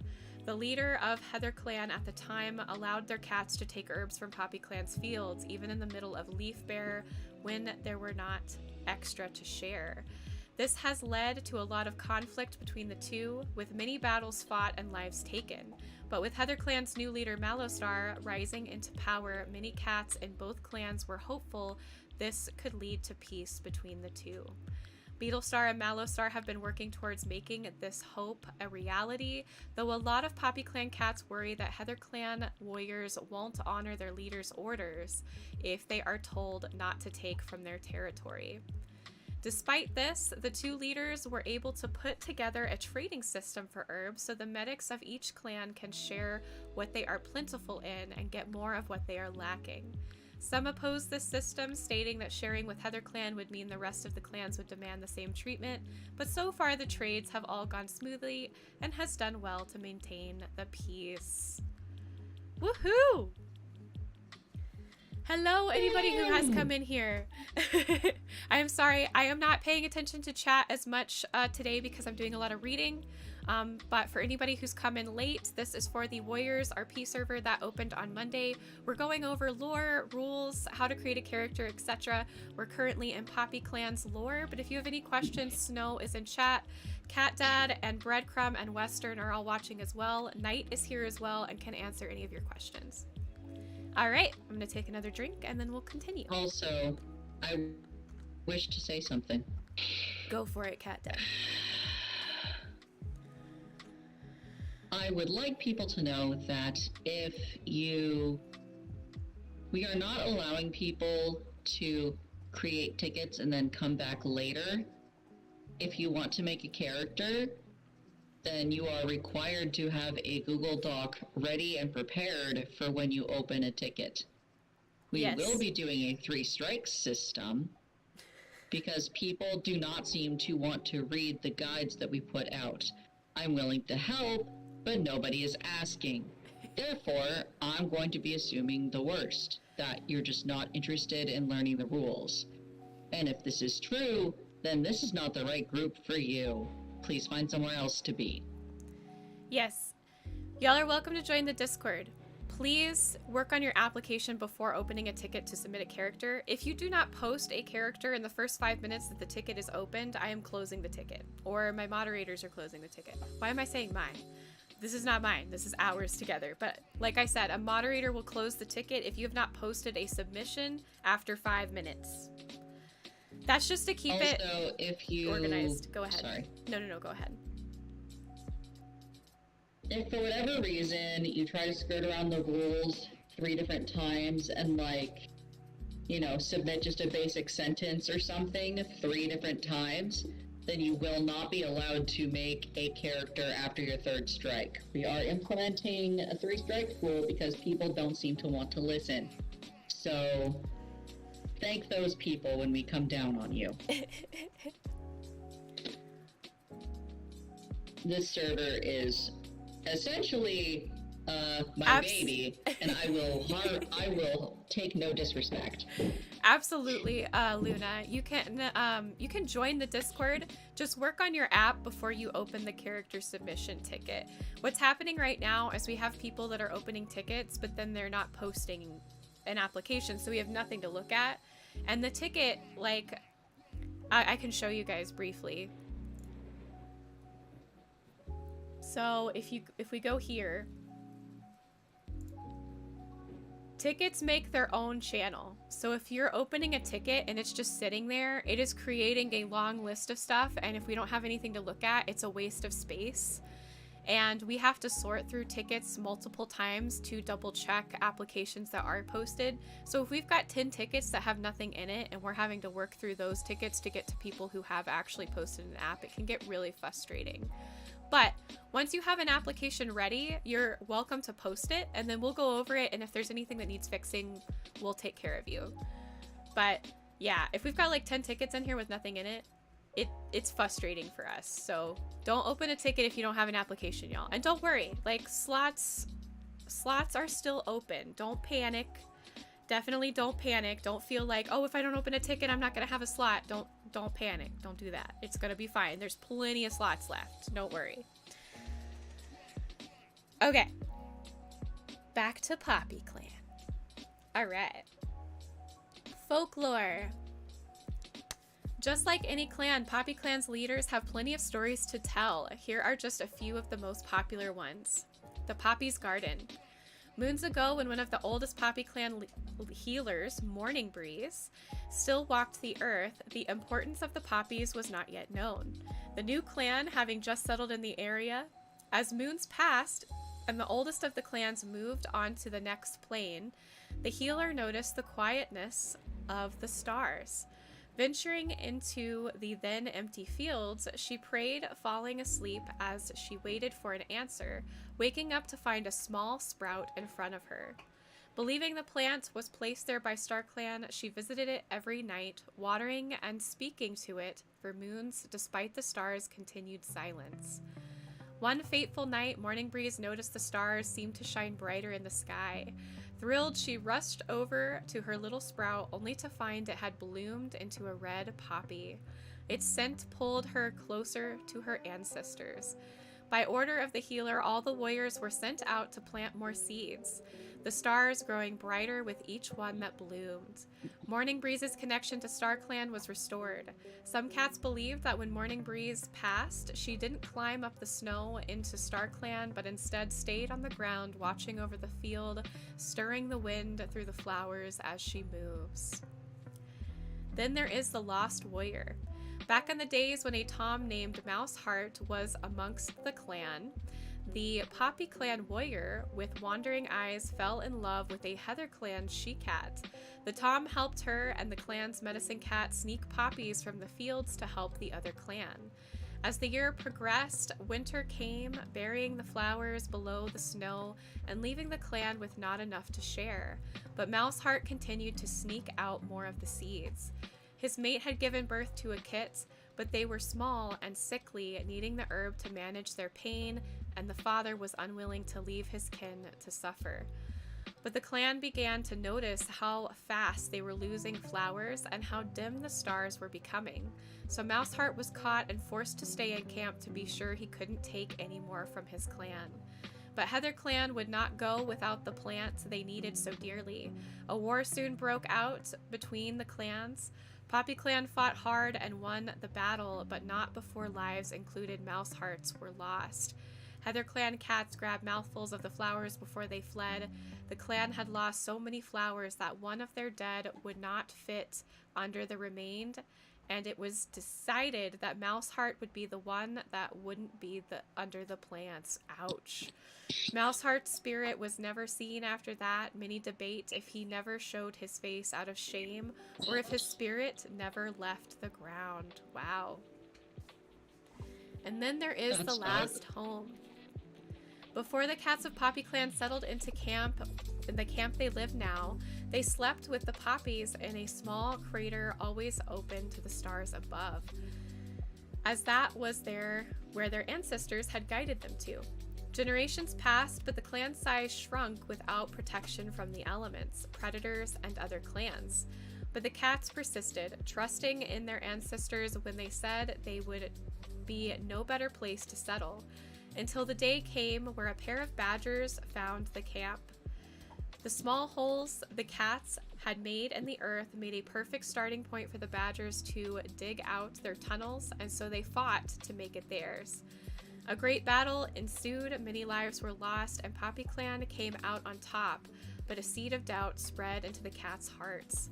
That leaf bearer Starclan sent down an extra harsh snowstorm to carry all the cats that had died in the battle up into Silverpelt, too many having died for a small snow to lift. But Starclan were careless and did not consider what would happen to the living, freezing the cat's newest litter of kittens and the oldest, wisest elder. The heartbroken queen and grief-stricken kin of the elder stood together in an outcry to Starclan, accusing them of only keeping the cats in poppy fields so they could maintain the flowers and Starclan's power in turn. They refused to continue to believe there was not a safer home for them somewhere else, and Starclan admitted to their selfishness, leading the cats into the forest. To atone for what they had done, they shook the trees, and the wind knocked them over to form a dome, using some of their power to keep the trees alive so they could further protect the cats in a roof of pine needles. The small crater the clan used to live in was filled with dirt, the kits and elder buried under it to let them continue to rest in the only home they've ever known, planting poppies on top to free their spirits. As the moons passed and the kin of the elder grew older themselves, they requested to rest next to their loved ones and were buried in the same spot. Soon it became tradition to lay cats to rest there, and their place was named the last home. I love this so much. Oh, it's amazing. And that is Poppyclan. Good job, Breadcrumb. It's a lot of work. Thank you. Everybody give Breadcrumb some love. Bye, Midnight. Ugh. All right.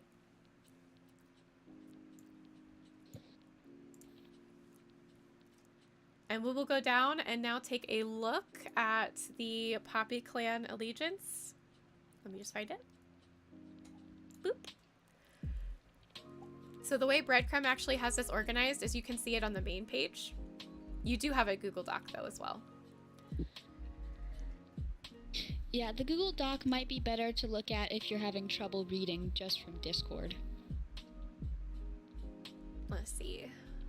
I actually love this. You can see there's Beetle Star, Twisted Vine, Cold Storm, Night Snow, Poppy Breeze, Moss Blaze. We've already got so many cats. I'm so excited. I'm so excited. But yes, we've already started collecting cats and accepting applications. So if you want to be in Poppyclan, there was the lore. I hope you liked it. It was awesome for me to read. I hope your throat's okay. Yes. I won't be able to speak tomorrow, but it's totally fine. Okay, and now on to Lotusclan lore, which is also fairly long, so bear with me. Okay, let me get my pop-up chat back up just in case anybody has questions. Aw, Kat says good job. Night is telling me to stretch. In chat.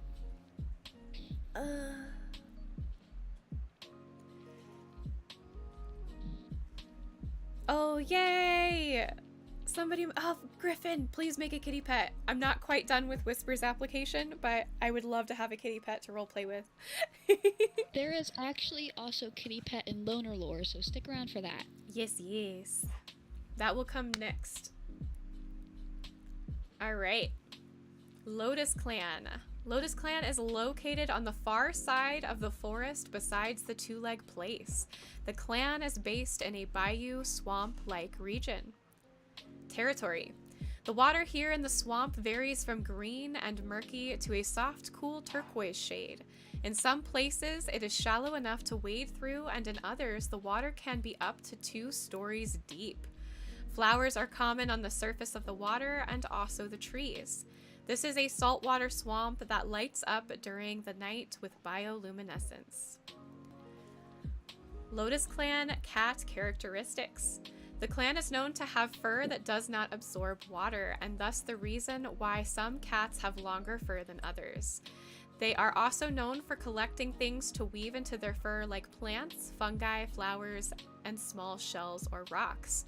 The cats of this clan are trained to swim right from the moment they are old enough to understand and drilled on how to hold their breath for long periods of time. In fact, they have slightly larger chests that are designed to hold more air, and when they submerge, they slowly use their air in their chest, making it so they can stay under for a long while. They have webbed paws that help them swim, and they often use their tails like a rudder on a boat. Cats of Lotusclan tend to be calm and sweet. They are pacifist at heart, though they can hardly be called cowards in the heat of battle. The clan has a reputation for being gentle. The camp. Hey, I'd like to cut in for 2 seconds. I'm going to be moving to the VC chat in the Cuppy Cat and Company area because there are still some people who are not doing things correctly, and I don't want to give them a second strike, but I might have to. Okay. So, I'm going to leave you guys to it, and I will be in the general VC. Sounds good. So, I am Cat starting Dad, to get very frustrated. I understand. I do want to say quickly as well, if you open a ticket and it's left blank for more than 5 minutes, it will be closed. You cannot save spots by opening a ticket. And if you put in a one-liner like, "This is my cat, she loves watching the sunset, this is her role," that's not going to work. That will also be deleted. Yes, here, y'all. If We're going to take a to pause. delete 3 empty tickets, those will be your 3 strikes, and you will be barred from ever making a cat with us again. Okay. We are dead serious. Okay. So, I'll take a pause from this for a moment. Let me go ahead and show y'all what to do to create a character really quick, okay? We're going to take a pause, and then I'll come back to Lotusclan. We have an entire character creation guide. This is very important. This explains things like how we limit height and weight, the age system, bloodlines, appearance, rare birth traits, etc., that kind of thing. This is very important for creating your character. This is also very important. We have an official Warriors RP application, which I will show you really quick. Alright, here's the official RP Warriors application. You have to use this application to create your cat. Otherwise, we will not accept it. It's pretty easy and straightforward. And next to everything, there's kind of an example or description of how it should go. Like name, what's your character's name, and it explains suffixes. Matt, will you let the dogs out? Thank you. Age, how old is your character, and you usually put it by moons. Alright. Sex, what gender your character was assigned at birth, so that's what they are biologically. And gender, what your character's preferred gender is. So even if your cat was born biologically a female, but they prefer to be male, then that's what you would put there. And then pronouns, pretty explanatory. Height and weight, again, there's all information about that on the character guideline. So just make sure you read that. Bloodlines are essentially where you were born. This is optional if you want your character to have a voice. Appearance. This is important for the purpose of our allegiances. What does your character look like? A good example would be like a solid white she-cat with gold eyes, and we'll add how old your cat is in the allegiance. Rare birth traits. There are only so many slots that we have for birth traits, whether it's disabilities, and you can get disabilities through injuries as well, but we only have so many slots.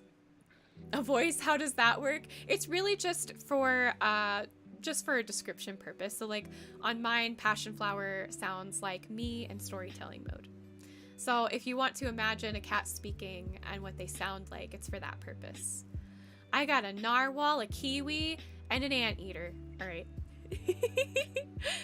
Clan. This is just for what clan you're going to be in, unless you are clanless. If you're a rogue, loner, or kitty pet, you will put clanless. Role. What role does your character have? This, however, is where you would put rogue, loner, kitty pet if you were outside a clan. If you're in a clan, you would put like warrior, apprentice, kid and queen, stuff like that. Personality. This is where people get caught up, so I've noticed. Specifically, we are asking for 3 traits with positive and negative traits. Neutral traits are not required, so you don't have to worry about that unless you want to write it.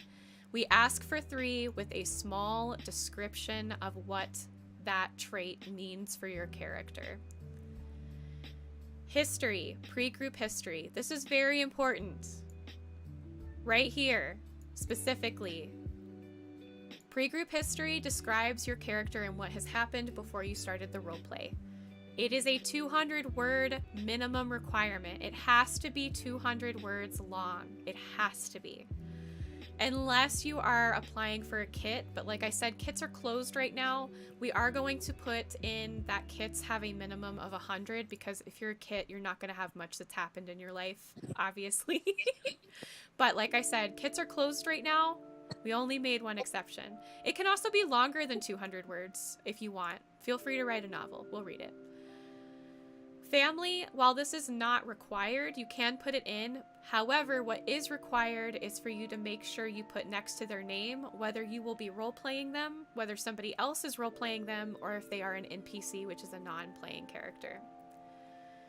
Other facts, not required, but you could put things in here like their sexuality, their likes, dislikes, hobbies, stats, etc. All right, user information. This is required just so that we know some stuff about you, your preferred pronouns, your time zone, and your availability. Especially availability, I will say all of it's required, but there are server roles that you can take for the pronouns and the time zone. But availability is important. We need to know that.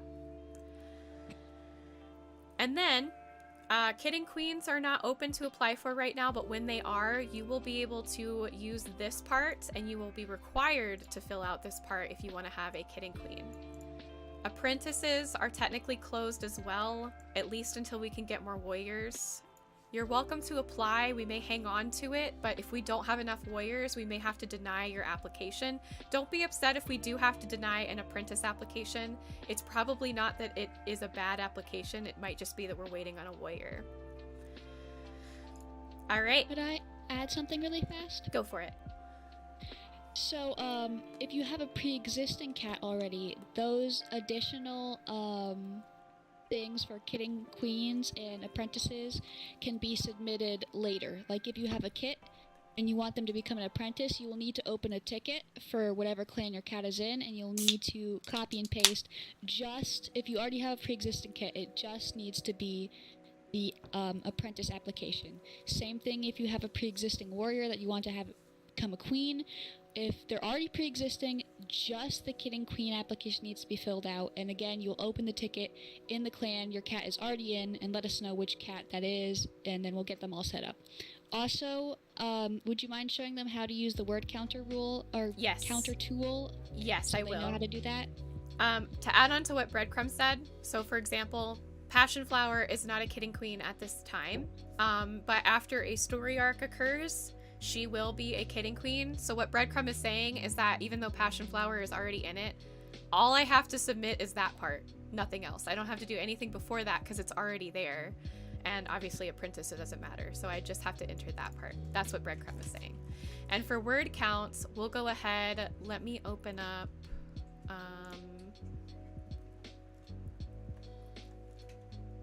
Oh, wait, I have an idea.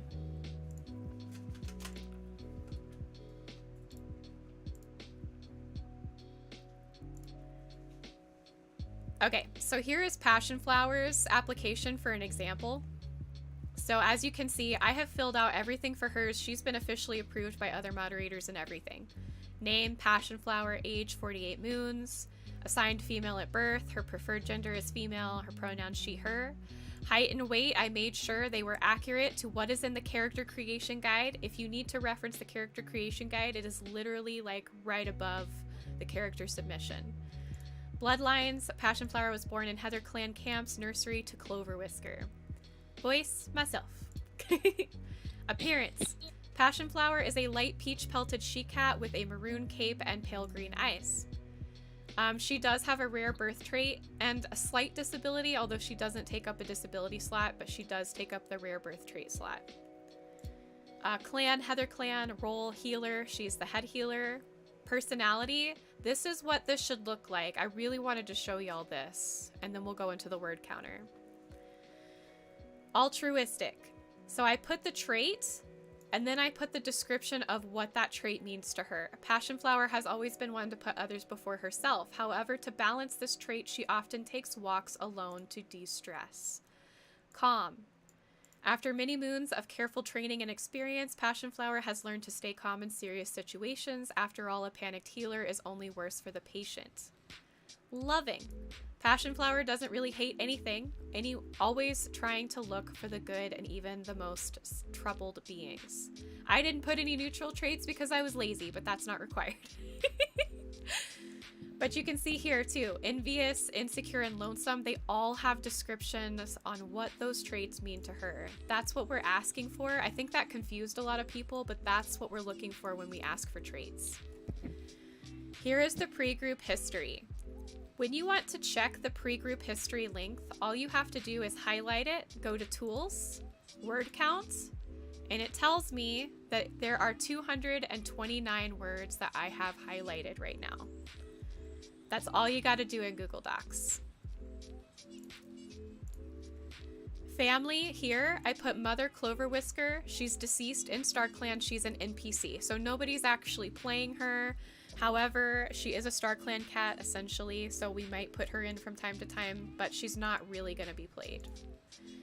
But she does have a sister, Mothbane, who I plan on playing in the future, so I put future RP because I plan on applying for her. I did a few other facts, and then I filled out the user information. So that's what your application should look like at the end of the day. Before you ever submit a ticket, it needs to look like this, and then you open a ticket. Does that help? Hopefully that helps. All right, now we can return to Lotusclan lore. I'm gonna close all this up. Where did I leave off? And just quickly, because I don't think we have this written down anywhere, and I don't think it should be an unwritten rule, but your application needs to have some kind of illustration with it, whether it's either if it's just like one of the bases that we provided, but it needs to be on the character sheets in character sheet, and there needs to be an illustration of some kind. Yeah, we need to see visibly what your character looks like. So if we go back and we look at, I'm losing everything I'm doing. If we look at Poppyclan allegiances, for example, all of them have some form of artwork. We need to know what your cat looks like with using this sheet. And you can find all of this in the character creation section. So here in character sheets, these are all copy savable. Please use them to submit your characters. The colors are also important. If you can, try and put the colors in there so that if somebody wants to draw fan art for you, like if they want to draw fan art of an interaction that your cat had with their cat, they know what colors you use. So this is for the purpose of our artist and for yourself. But these are all free to use these. Please use these. And if you need a base, like I said before earlier in the episode, we have bases available. But you cannot erase, do not erase the, signature of the artist. That'll be considered art theft. Please don't do that. Okay. I'm going to return to Lotusclan lore. Again, feel free to ask any questions while I'm reading. I'm sorry, I'm not paying attention to chat right now, but Breadcrumb and Snow and Night are all in the chat right now answering questions. If you join the server and you have questions on creating your character, CatDad is currently in General 1 and is answering questions and helping people create their characters. So feel free to join and get started on your character so that we can get you in here to start role-playing. All right. I think I left off on camp, so here we go for Lotusclan camp. This clan makes its home in the ruins of a long abandoned castle. Though it is half flooded, meetings are held in the West Tower, the only tower on the castle that remains intact. The leader's den is at the top of the tower, and this is where they make their announcements. Cats sit on a spiral staircase along that leads up to the den during the meeting. Elders sitting at the highest, deputy and healers following, then the queens, kits, and the warriors and the apprentices sit at the bottom. Most of the castle is empty, the higher floors being used as elders and queens' dens as the clan holds a respect for them, only outweighed by the respect for the leaders. Warriors and apprentices' dens are on the lower floors, which can sometimes become completely flooded during the rainy season. Healers have their own section of the castle, which is darkly lit, save for certain parts of the medicine den that contain bioluminescent algae, something that is also in the swamp, but is only seen in the dark of night. All right, holidays. This clan is known to have special celebrations every season, some to honor the life thriving in their territory and others to get them through the dry season, also known as winter. There is one every season with traditions for each one.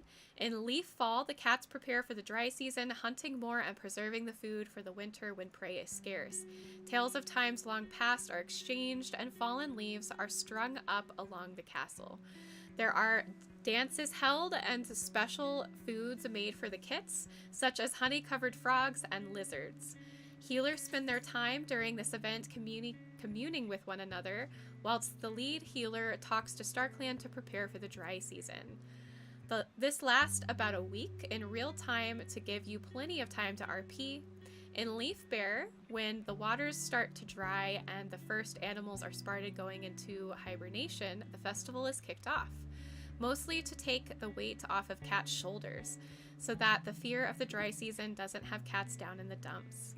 Little trinkets like the ones used to be weaved into the fur are exchanged and cats sing songs, as music is well valued within the clan. A small feast is held with prey saved up from Leaf Fall, and everyone is allowed to attend. It is tradition for the kits born around this time to be blessed by the leader in hopes they will survive the hard time. New Leaf's event is a bit smaller, but it starts when the first flowers bloom. The first flower of the year is plucked and given to Starclan as a way to thank them for making it through Leaf Bear. Flowers are sought after during this time and they are considered valuable. Cats will weave them into their fur or give them to loved ones. Elders are given the most beautiful flowers, and flowers often decorate their den this time of year. The flowers are a sign of respect and honor, as the elders have served the clan for a long time.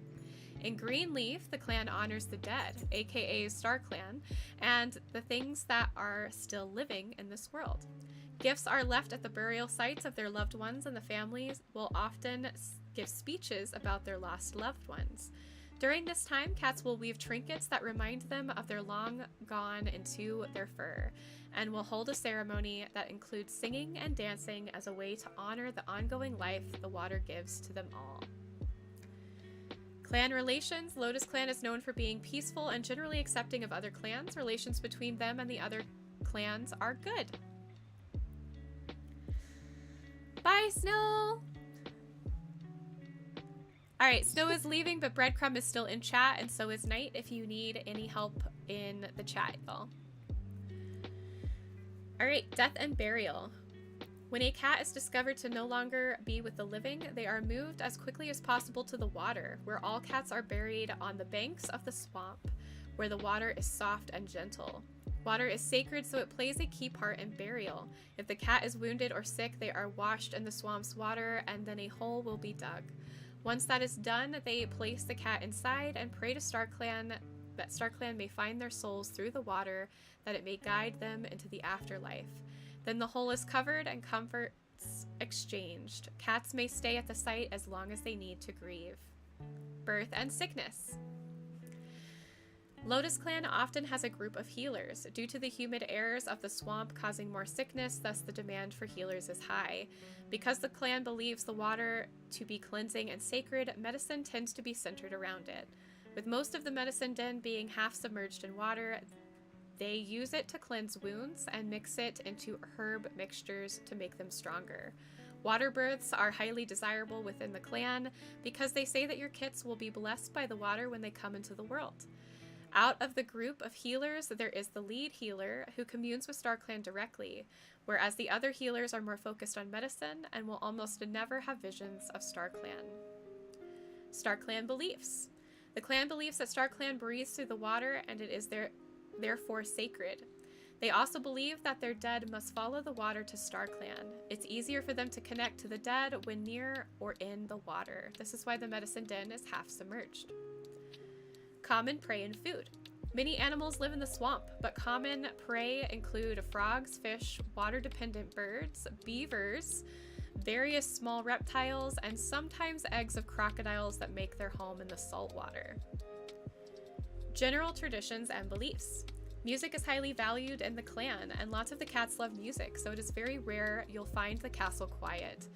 Even in the night, you can hear music. Lotus flowers are considered sacred and must not be plucked, for it ruins their purity. Late night outings are common in this clan, as sometimes the bayou is more beautiful in the dark when the fireflies are awake and the bioluminescence glows. The clan reveres water as sacred, a gift from Starclan and the giver of life, despite the dangerous creatures that sometimes make their home in the bayou. Crocodiles. Their eggs are a delicacy and sought after, as they mixed with other prey meat, they give it a flavor. Crocodiles are extremely feared in the clan, and cats are trained to fight them in groups in case of emergency, but told to never fight a crocodile if they can avoid it. Lotusclan holds the swamp itself in high regard, and trying to hurt the swamp is seen as an equivalent of breaking the warrior code. Lotusclan is very peaceful in nature and often chooses to stay out of fights between other clans, simply trying to help both sides' recovery. Landmarks. There are some key places in the territory that cats of the clan like to hang out. Some of them more welcoming than others, but all well known nonetheless. The first is an abandoned gazebo off the side of camp. It cuts through the trees just nicely enough that it is a warm spot for the cats to sun themselves, and a romantic place to come with a partner at night. The second is a huge waterfall, where the water from the ocean comes into the saltwater swamp. The waterfall is tall and long. It's often where the first swimming lessons are conducted, as the water here is more shallow. The third is a huge cave, which has water at the bottom. This cave glows with bioluminescence at night. It is a common place for warriors and apprentices to hang out to get away from their duties. Cats like jumping down into the cave and landing in the water for the thrill of it. The fourth is rather unusual, a shipwreck on the edge of the territory, most likely from long ago when the water was higher. It is half submerged, but can be seen from the surface. The ship is old and creaks often. It's commonly visited by cats wanting to check out the place for the fun of it, but there are rumors that spirits of whoever owned the ship haunt it, and there have been many cases of apprentices being startled and running back to camp yowling in alarm. Names of the landmarks in order: Sunning Tree, Sundown Falls, Dead Man's Cave, and Wooden Wreck. Folklore. In the beginning, there was nothing. There was only water. Water flowed through it all, and everything sprung from water. Plants rising from its depth and land forming. Water created it all. Everything and everyone needs water because water it was the start. Animals from the smallest dragonfly to the largest crocodile originated from the water. The first cats to walk the earth rose from the depths and brought forth the clan. Water flowed through and created it all, building the ruins of the castle from its sand and rock. Coming from deep inside the water, water gave life and it gave the clan its home. Lotusclan believes that they were there in the beginning. More folklore. Ancient carvings on the walls of ruins tell of things with wings, scaled beasts that breathed fire and wrought havoc upon the clan in its early days. One day, the first leader fell violently ill, and the healer, desperate for a cure, ventured into the terrain of the scaled beast, finding the cure, a single golden flower with the power to cure all ailments. But the scaled dragon spotted the healer and bore its teeth. Letting out a violent snarl, the dragon consumed the healer in flames, cursing the leader to die and the healer to burn until death. Starclan was angered by the dragon's actions and took away its wings, shifting it into the form of a crocodile, cursing them to never fly again, even though they still roam the territory to this day. And more folklore. Amongst the waters of the territory lies a vast wooden wreckage. Cats say that this wreckage used to move and float on the waters that two legs used to use it for their own gain. They harassed the cats of the clan in its early days, making them afraid to leave their camp. Then one day the water consumed it whole, crushing it, cursing it to never float again, and saving the cats from the two legs and their wrath. And that is the Lotusclan lore. And we will go down and look at the Lotusclan allegiances real quick. Thank y'all for hanging out with me. I know this is a lot. All right. So I think Lotusclan, out of all of the clans, currently have the most openings right now. We do have Shimmering Star, who is the leader, played by Western. Swan Glow is the deputy. And Glimmer Grove is the head healer. So I think right now we're still pretty open on slots, which is very exciting. Okay. Hubby singing in the background. We do have another clan that will be coming later on, but we wanted to start with the 3 clans first. There is another clan, however. Some of you might remember it. Anyway.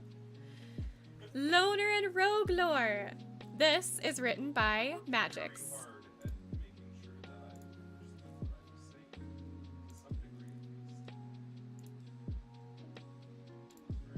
Okay, here we go. I'm sorry for the blindness. I'm so sorry. It's gonna be bright for a minute. There is, in fact, a template, Fluffy Griffin. If you go into character creation, you will see at the very top underneath character creation guide is character sheets. Right here is the Warriors RP application, and that is what you will use to do a character. Essentially, just copy the document into your own, and you can fill out all of the requirements. And then you can use these sheets for what you want to apply for. My lore is short and sweet. Short and sweet is good. I will not complain. All right, loners of the unclaimed lands. Loners come from many different backgrounds, so therefore may have varying beliefs. They mostly go by the rules of survival, where the strongest thrive and those who make themselves enemies are not to be trusted. Most loners may hold grudges and be wary of strangers, as they have needed to fight for everything they have for most of their lives. Though some may be friendly and willing to make peace, it all really depends on one's background history. But there is one thing that all loners and rogues have in common, and that is a wariness of clan cats. They're used to being driven off territories and their prey being stolen. 1 second, y'all.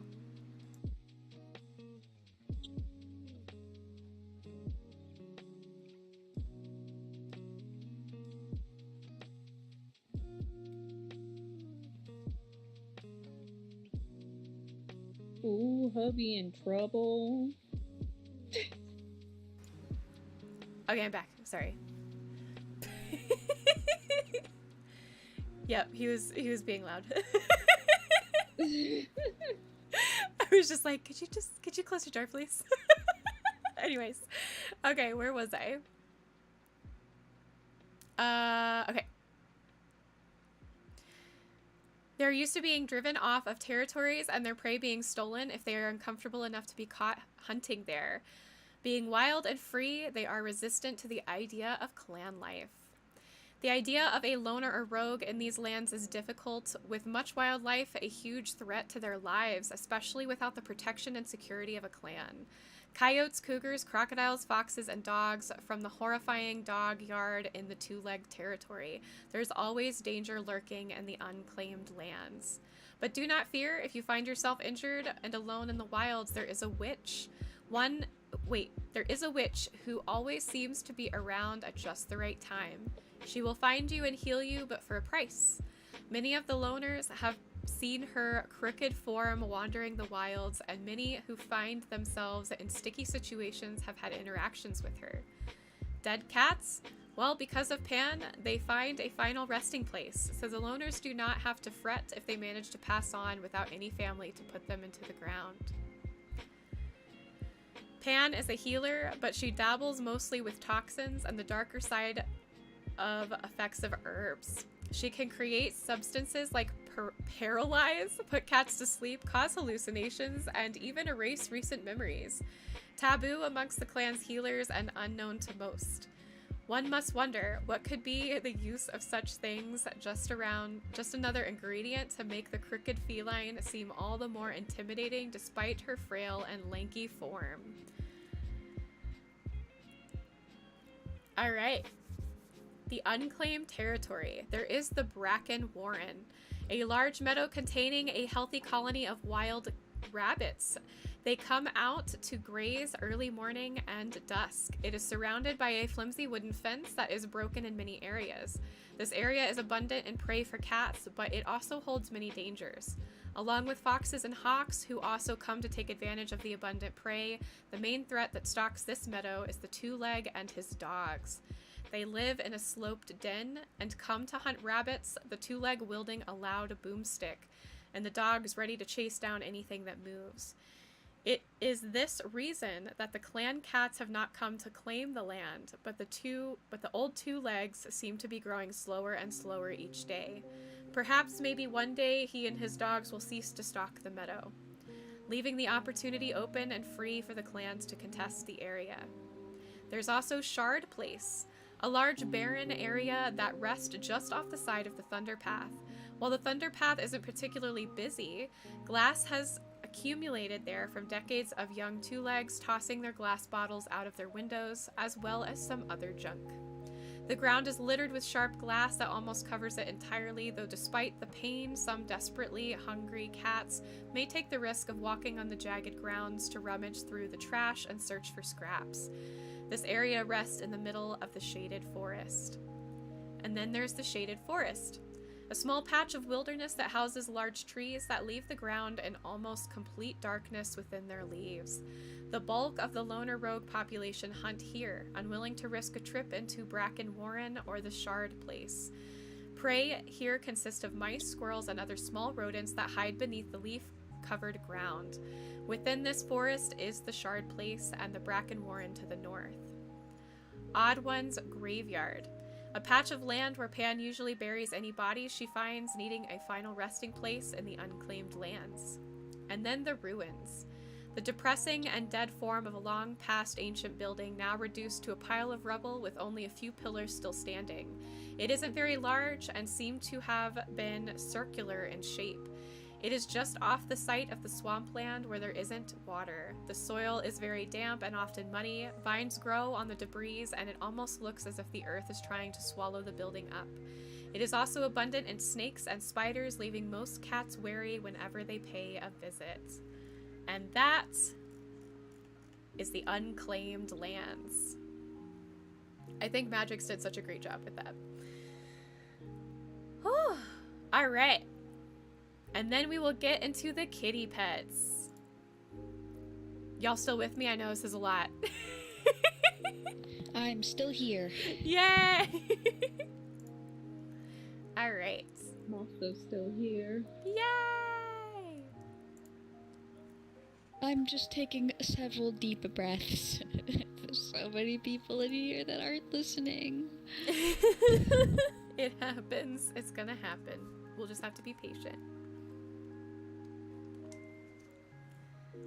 Feel free to ask a question, Froggy. We have Breadcrumb and Knight in chat. They'll be able to answer any questions while I read. And here is the kitty pet lore, which was kind of a love project between Magix and I. Location. Kitty pets are located in the two-leg place, settled right in the center of the valley and surrounded by mountains, forest, and swamp. The town is named Whispering Heights after the winds that wisp past the peaks of the encasing mountains. Whispering Heights is separated into two areas. The main town is located to the north, closest to the shaded forest. The smaller area rests to the south near the road that leads out of the valley. History. The region of Whispering Heights used to range across the lands within the mountains, a series of small villages all living within the valley. However, their peaceful and simple life was swiftly disrupted one rainy day as water began to pour into the northern section of the area. Shuttleville, Halton, and Vania were all swept away in the flood, killing many. Those who survived the floods fled towards the middle of the region to escape the water. Crowding into Summersville, fearfully for their lives, and with one name drifting from mouth to mouth, the Alonk, or Alonk. I never did figure out how to say that. We're going to say Alonk for now. A mysterious lake-dwelling beast known for thrashing so violently that it sends torrents of water to flood massive areas. The people of Whispering Heights, being very suspicious, quickly clung to this explanation and grew fearful of large bodies of water. As word spread, many packed their things to move even further south. Those who remained were the rich, who were reluctant to leave their wealthy homes and easy lifestyles just because of some beast they've yet to lay eyes on. To this day, Whispering Heights remains divided, with the townsfolk respecting superstition and staying far away from the waters that drowned their ancestors, believing that the Alonk still lurks in its depths, and the wealthy folk living in an ever-growing town and growing greedy for more. Some have set their eyes on lands across the water, ideas of settlement in their mind. The townsfolk protest and plead, afraid the Alonk has been sleeping and will wake if the lands or waters are disturbed, angry and ready to fill the mountains circle with water once again. Whew. All right. Current day. The current atmosphere is a divided city. The main town houses most of the wealthy, up-and-coming talent and minds of the modern age. It is also home to the working class who do very well despite the town's size. However, the main town is often a battleground between those protecting the land around them and those who want to expand the town into the surrounding forest and mountains. Protesters often gather in the town square against the future plans of expansion. The southern settlement houses the townsfolk. These are a more traditional and superstitious gathering of mostly elders that have held close to the past. Most are farmers and ranchers. They don't take nicely to the wealthy folk down the street. Much like the protesters in the main town, the townsfolk of Summersville settlement do not agree with Whispering Heights expansion. In fact, they never truly agreed to being a part of Whispering Heights, but legally they had no say. The cats in the main town feel the tensions of their housefolk. Most kitty pets stay indoors, but for those who venture out occasionally get pulled into the rabble, arguing amongst each other. For those kitty pets in the southern settlement, they focus more on keeping the rodents out of their housefolks' barns and homes. Some even call themselves Mousers instead of kitty pets. They celebrate Dark Water Day once a year, a ritualistic celebration where they sing to the water near the ruins, hoping to keep the monster asleep. The cats of the main town and the settlement rarely cross paths. When they do, however, it usually doesn't end well. And then here are some notable locations.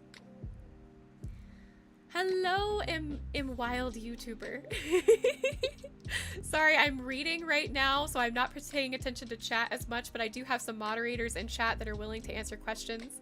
I'm currently reading over some lore of the new Warriors RP server we just opened in hopes of helping others who might be afraid to read rolls of text. All right, I shall continue. Whispering Heights neighborhood.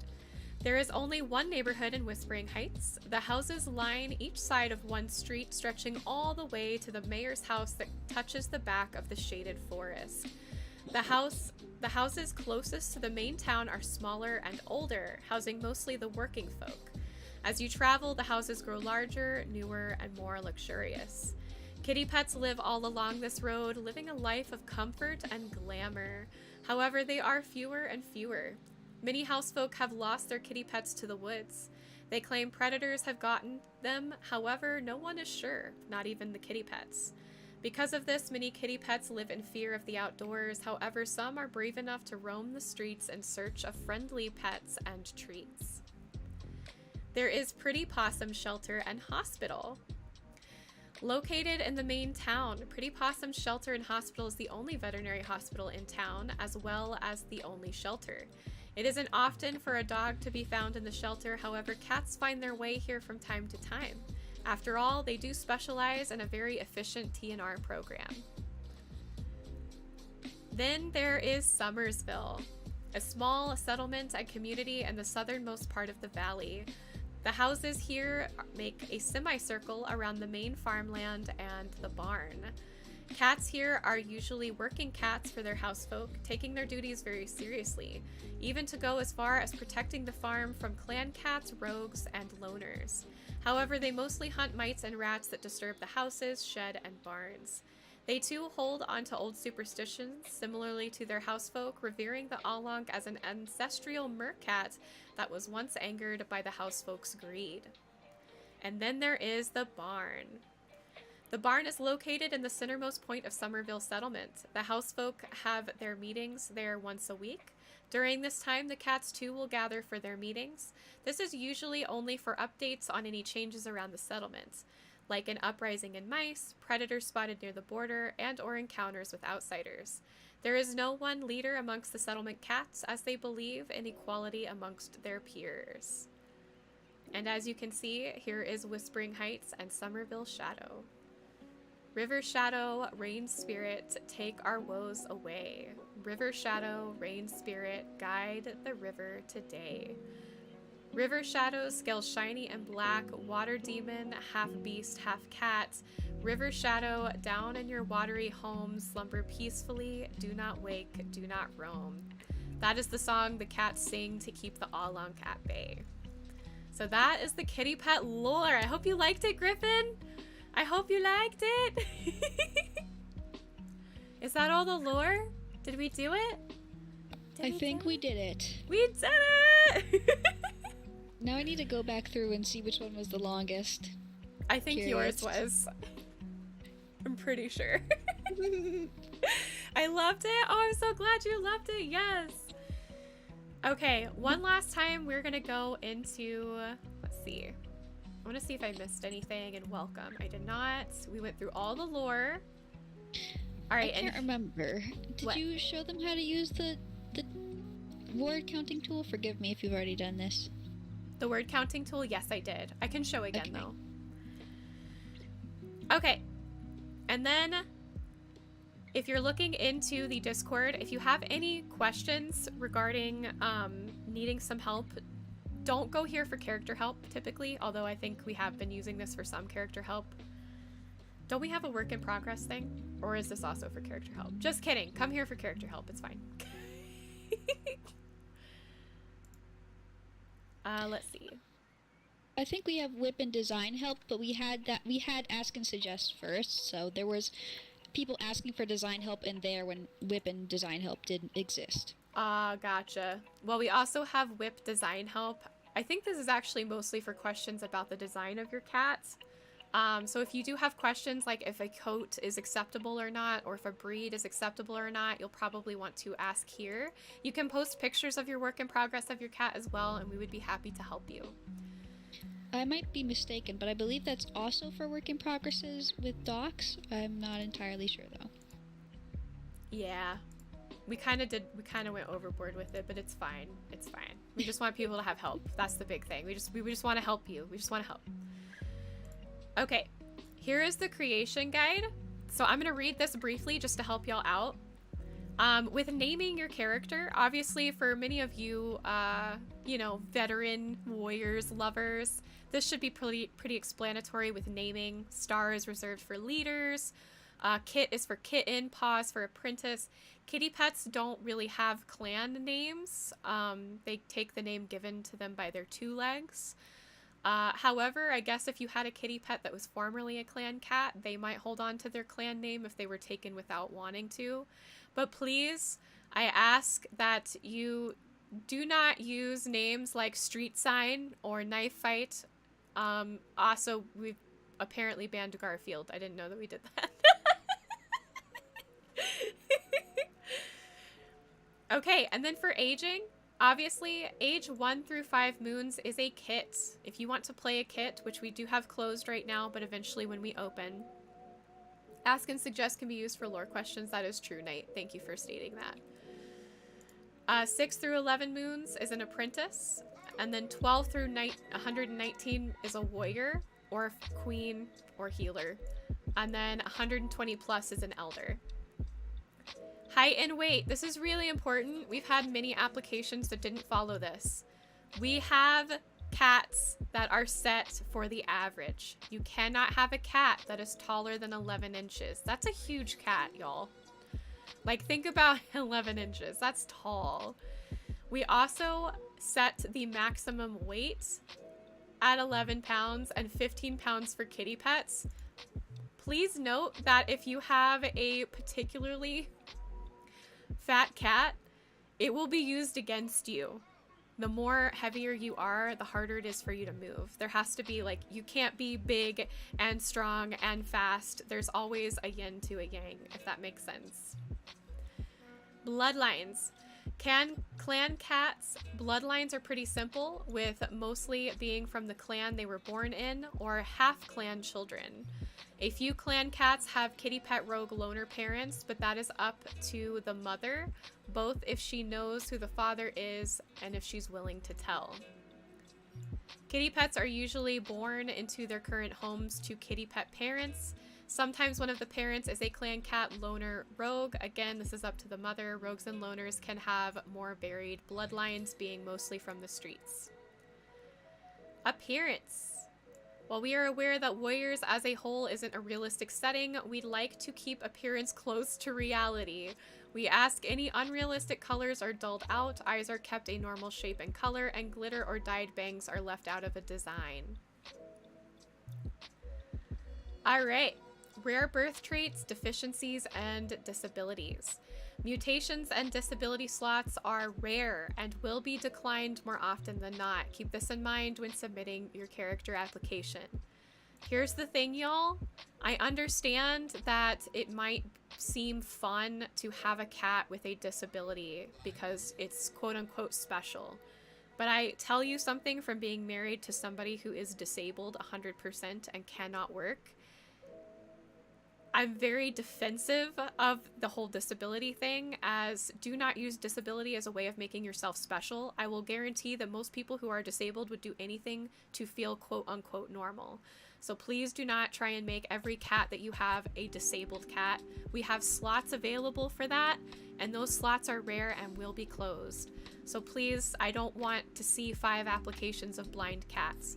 Keep in mind, if you have a blind cat, what is your cat gonna do? Just think about that seriously. What are they gonna do? So keep disabilities in mind. You know, if you're gonna have a cat that can't see, they're just gonna sit in camp and they're gonna be bored. All right, important notes. We have decided to eliminate the term medicine cat and are instead going with a different expanded system for healers. There will always be a head healer role played by a mod, but other clans may have multiple healers working under a more specific title like Oracle, Medic, Herbalist, or Seers. depending on what the cat specializes in. This will vary from clan to clan, so please check the lore allegiances of the clan you're looking to join.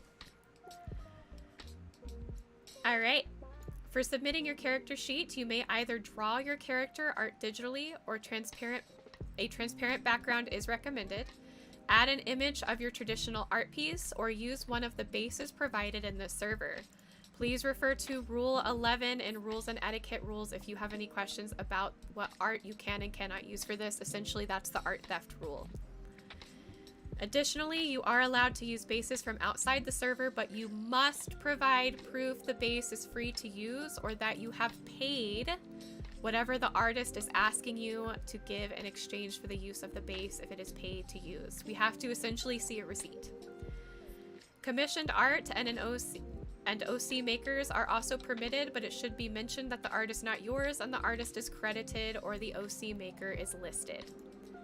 However, we ask that you don't use pictures of real cats, as this is to avoid any issues with potential copyright images. And last, due to needing better organization for character submissions, tickets, and allegiances, we will now be requiring a Google Doc form. If you, for some reason, cannot use Google Docs, you can write your application in a Microsoft Word, WordPad, or another online word processor and send it in to a mod via the text file through DMs or email it to warriorcatsmods2023@gmail.com. And then we can add it to a Google Doc for you. So if you can't use Google Docs, don't panic. There are other ways that you can still submit a character and roleplay. If you submit an application that does not follow the template or guidelines, we will help you make minor changes if needed, but if it is too far from the guidelines, we will decline your application and close your ticket. You may resubmit your character at a later time. No, we do not need more blind cats. Okay. We also have the Relationship Finder channel. This is a great channel, like if you have an apprentice and you really want to find a warrior, you can post your apprentice and say, hey, I really want to make an apprentice cat. This is what they look like. I'm looking for a warrior in a clan, and you can find things like that here. Or once we open up Kitten Queens, you could find a mate by posting your Kitty Queen here, etc., etc. Again, here is the character submission channel. So what you'll do is when you want to apply, you'll click on the clan you want to join, or if you're making a kitty pet or loner, you'll use this one right here. And then as you can see, we have mini tickets. All right. Then once you are accepted, we will give you your roles and you'll be able to see everything else. So many of this stuff you won't be able to see. You won't be able to see social, the role-playing discussion. You won't be able to see any of the clans aside from their allegiances. And then obviously the staff corner, you won't be able to see it all. But that is pretty much it. Am I missing anything? Did we do it? Did we do it? I think I did it.